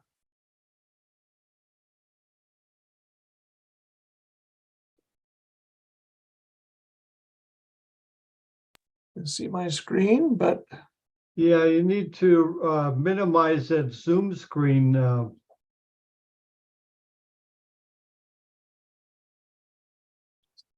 all right. There we go. You see Jerusalem now? Yes. Now we see it. Okay. So this was just an overview of Jerusalem taken from the side, and you can see the Golden Dome there in the middle. And this is the city walls that go around it. And these are a little bit closer view of the walls. This was early in the morning, so we did have sort of the golden hour. We were getting the nice golden view. This area right over in here is the Golden Gate. It's been walled up, but tradition says that that's the gate that the Messiah will enter into when he returns. Obviously, they're going to have to open it up for that to happen. This is the Damascus Gate. And what's interesting about this is where the level of the city is today. This is the level of the city much earlier. And you can sort of see the difference in the size of the blocks, that the current city was built on top of the ruins of the old city.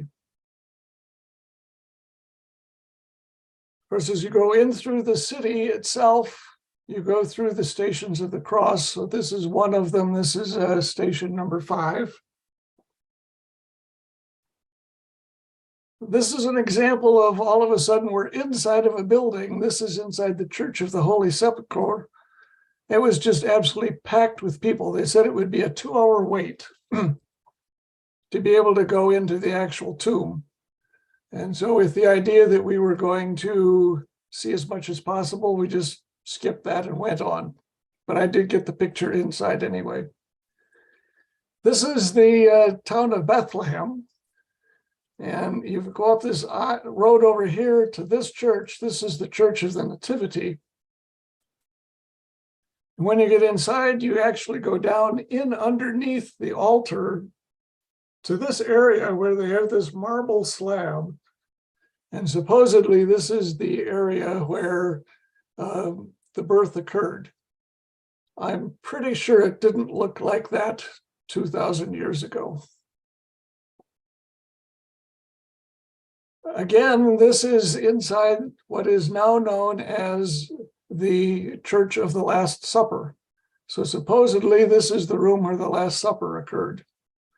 We had all that type of stuff going on in Jerusalem where there's a traditional site, and what the church has done over the years is build a fairly impressive building on top of that particular site. This was interesting in that this street here is called the Cardo, which is the main street of Byzantine Jerusalem. And it had these columns lined up. And in between the columns would have been various shops. So this was the primary shopping area. And later on, there's a mosaic that shows a map of Jerusalem with those pillars shown. This is a modern mosaic that was set up of a fabric store to indicate that there would have been a fabric store set up inside that particular area. And since my wife is a quilter, I had to take a picture of that. I've spent a lot of time in fabric stores.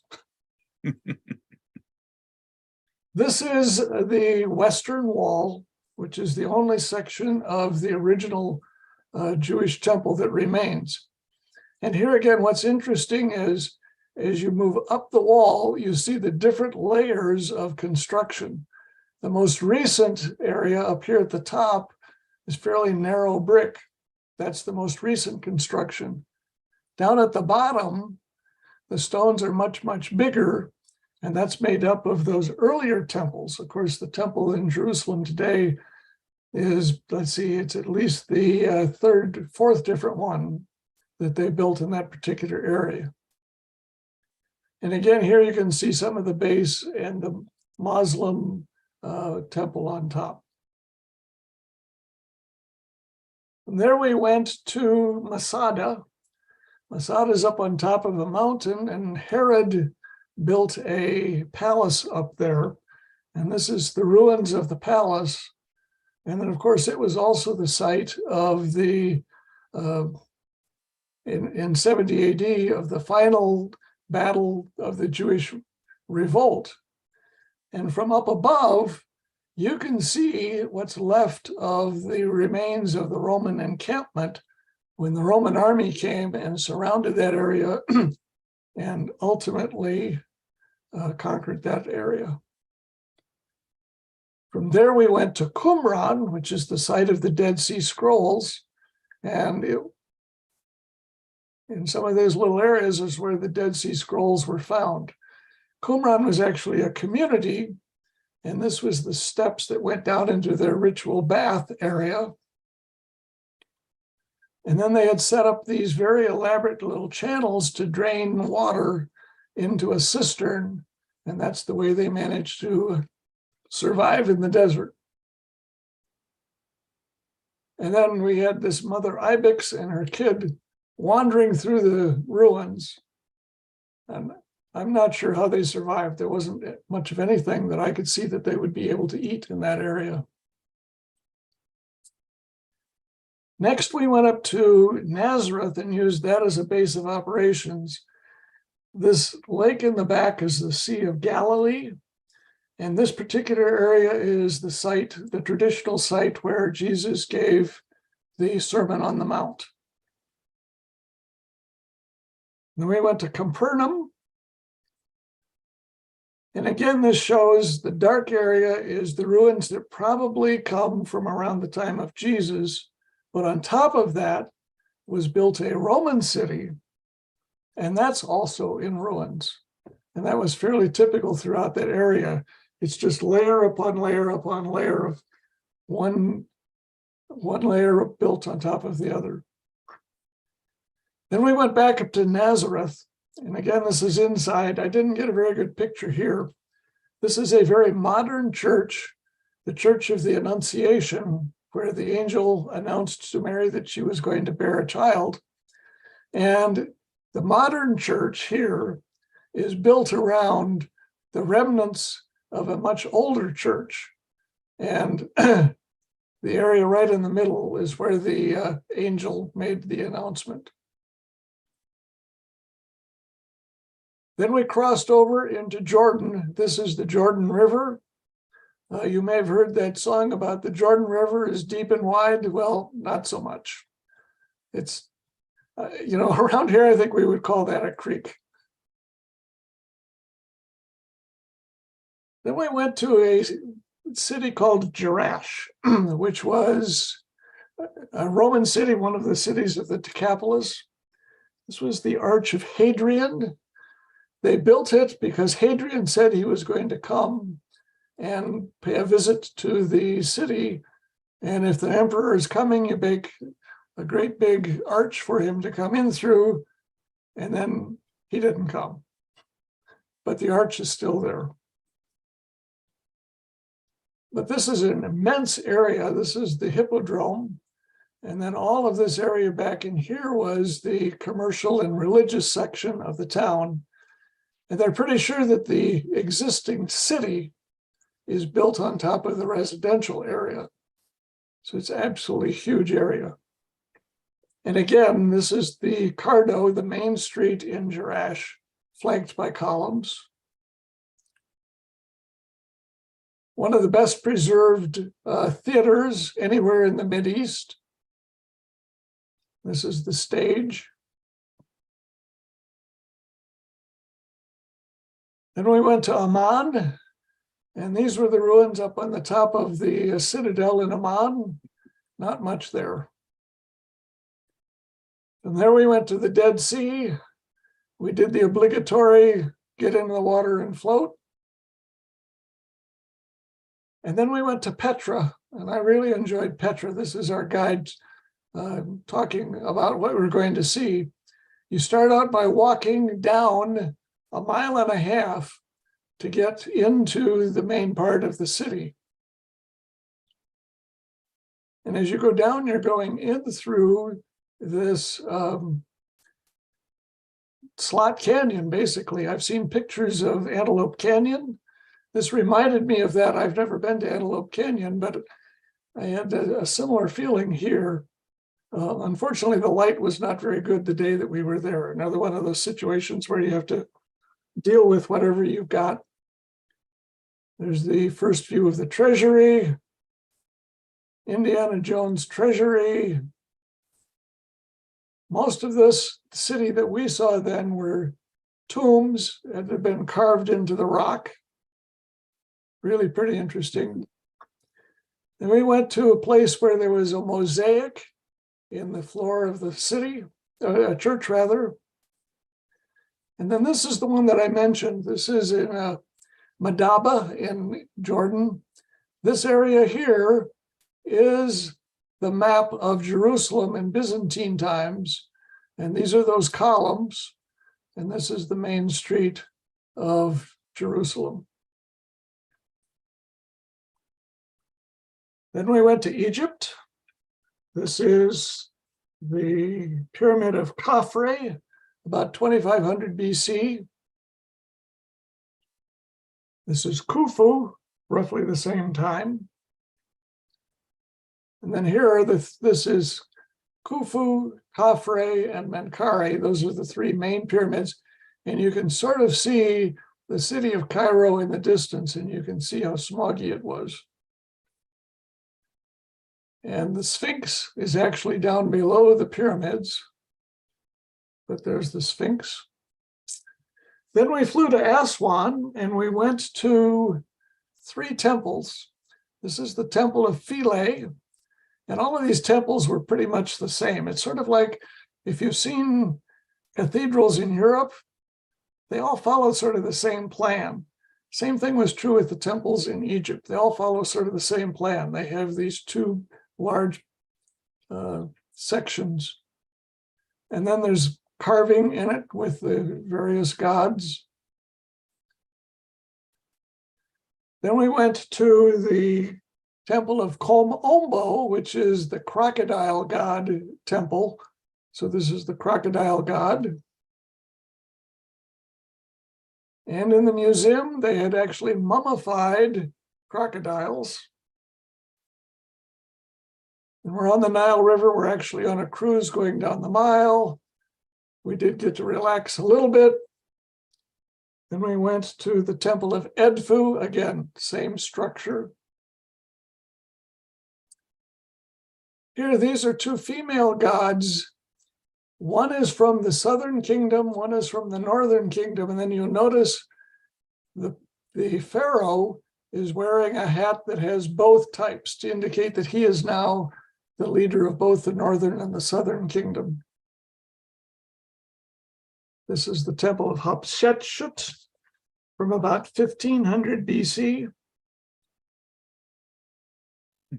Very heavily decorated on the inside. Again, strange looking gods. And then we went into the Valley of the Kings and inside the tombs. We got to go inside 4 tombs. This was from the tomb of Ramses VII. This is from the tomb of Ramses IV. And I was just blown away by the amount of coloration all the way down this absolutely long pathway. And way at the back is where the mummies would have been. If you look closely, you can see some Greek letters right here in the middle. So in antiquity, people carved their names where they shouldn't have, just like people do today. But again, the coloration inside those tombs was just amazing. We got to go into King Tut's tomb and some of the drawings in there.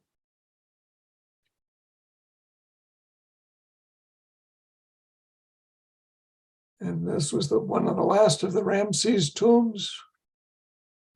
And this boat supposedly carries the sun from the west bank, no, from the east over to the west. And it indicates that the pharaoh is in charge of making sure that the sun comes up every day. And we went to Karnak. This is a row of ram-headed sphinxes.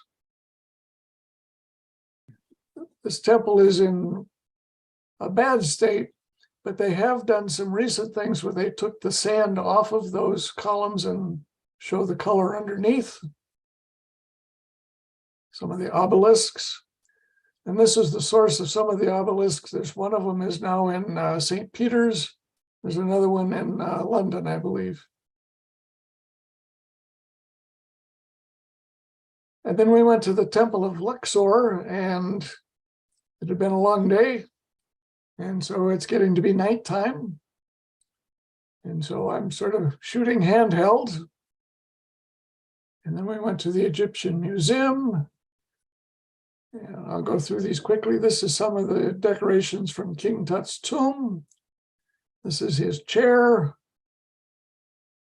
It's one of the sarcophagus. We did go inside another room and see the actual detail, but we couldn't take pictures in there. And then our last stop was this church, which is where Joseph and Mary took baby Jesus when they escaped to Egypt. And that was the view out of our hotel room. So that's sort of a quick view of my trip to Egypt. Let's see now, how do I stop share? Very Okay. good, Mark. Very cool. I have to agree with your assessment of taking pictures on those types of trips, that I've trimmed down my photography equipment quite a bit, and I travel with a all-in-one lens, which I don't get as sharp as pictures as I would like, but it's good enough and I can move fast and get the shots. You know, my objective here was never to take pictures that would be something I would submit to WACO competition, but I Yeah. wanted something that would document the trip that we took. Yeah. I liked your images, and I'm curious, what company did you tour with? We went with Road Scholar, Okay, the old Elder Hostel. We've used them on a couple of other things. They've always done a very good job. It's an all-inclusive price. Don't have to tip anybody. Hotels are taken care of, transportation's taken care of. I mean, you just show up at the airport and somebody meets you there. And then when you're all done, somebody takes you back to the airport and you fly home. So thank you. Yeah.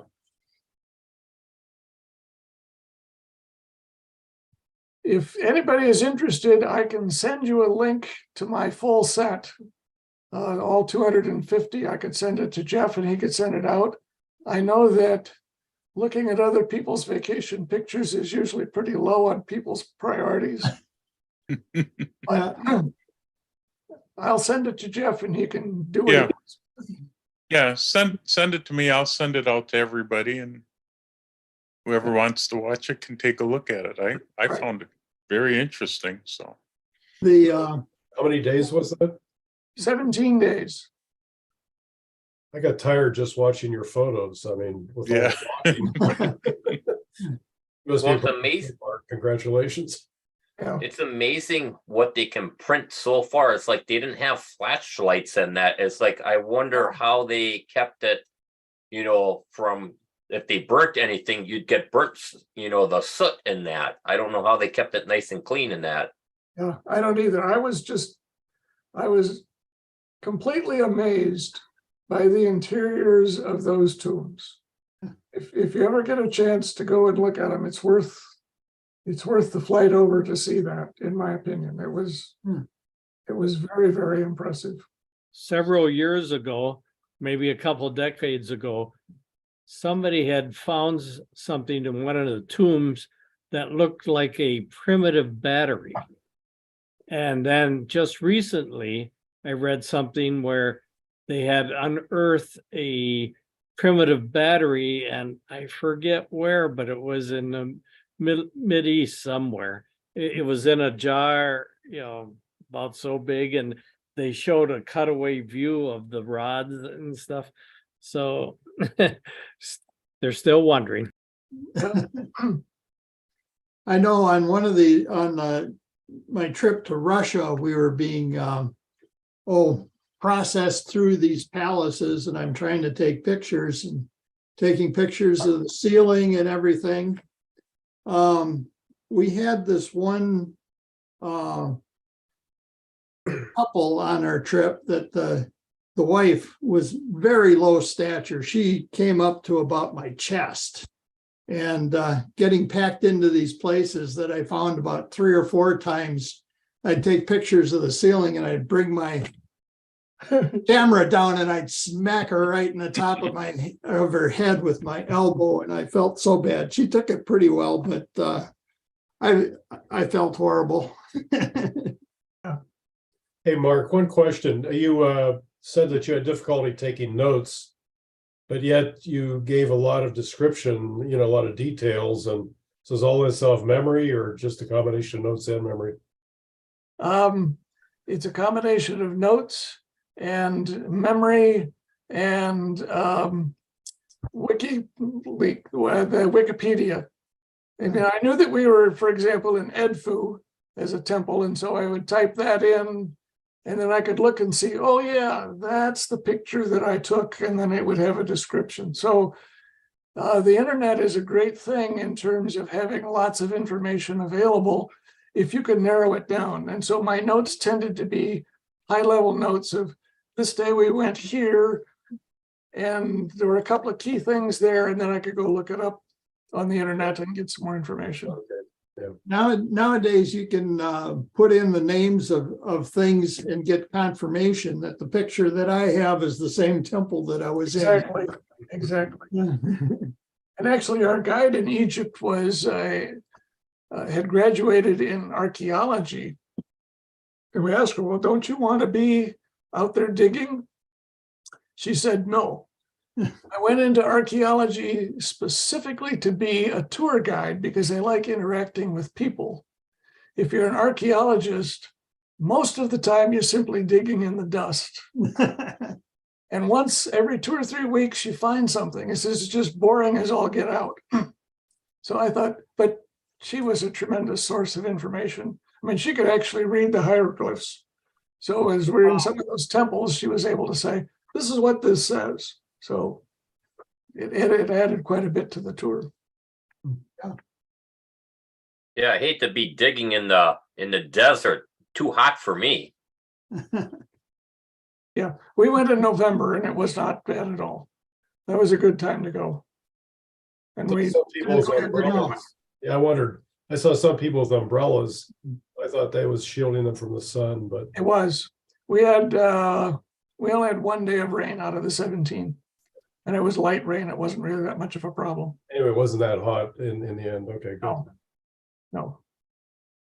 Yeah, for photography equipment, I used to carry 2 lenses. One was a 18 to 35 2.8 lens and a 70 to 200 millimeter 2.8 lens, and it was just got too heavy. Yeah. My back doesn't hold up to a full day of carrying those anymore. Great. You need a shepherd, like how they do for Mount Everest. Yeah. Yeah, Porter. Sherpa. Yeah. Sherpa. Any other questions?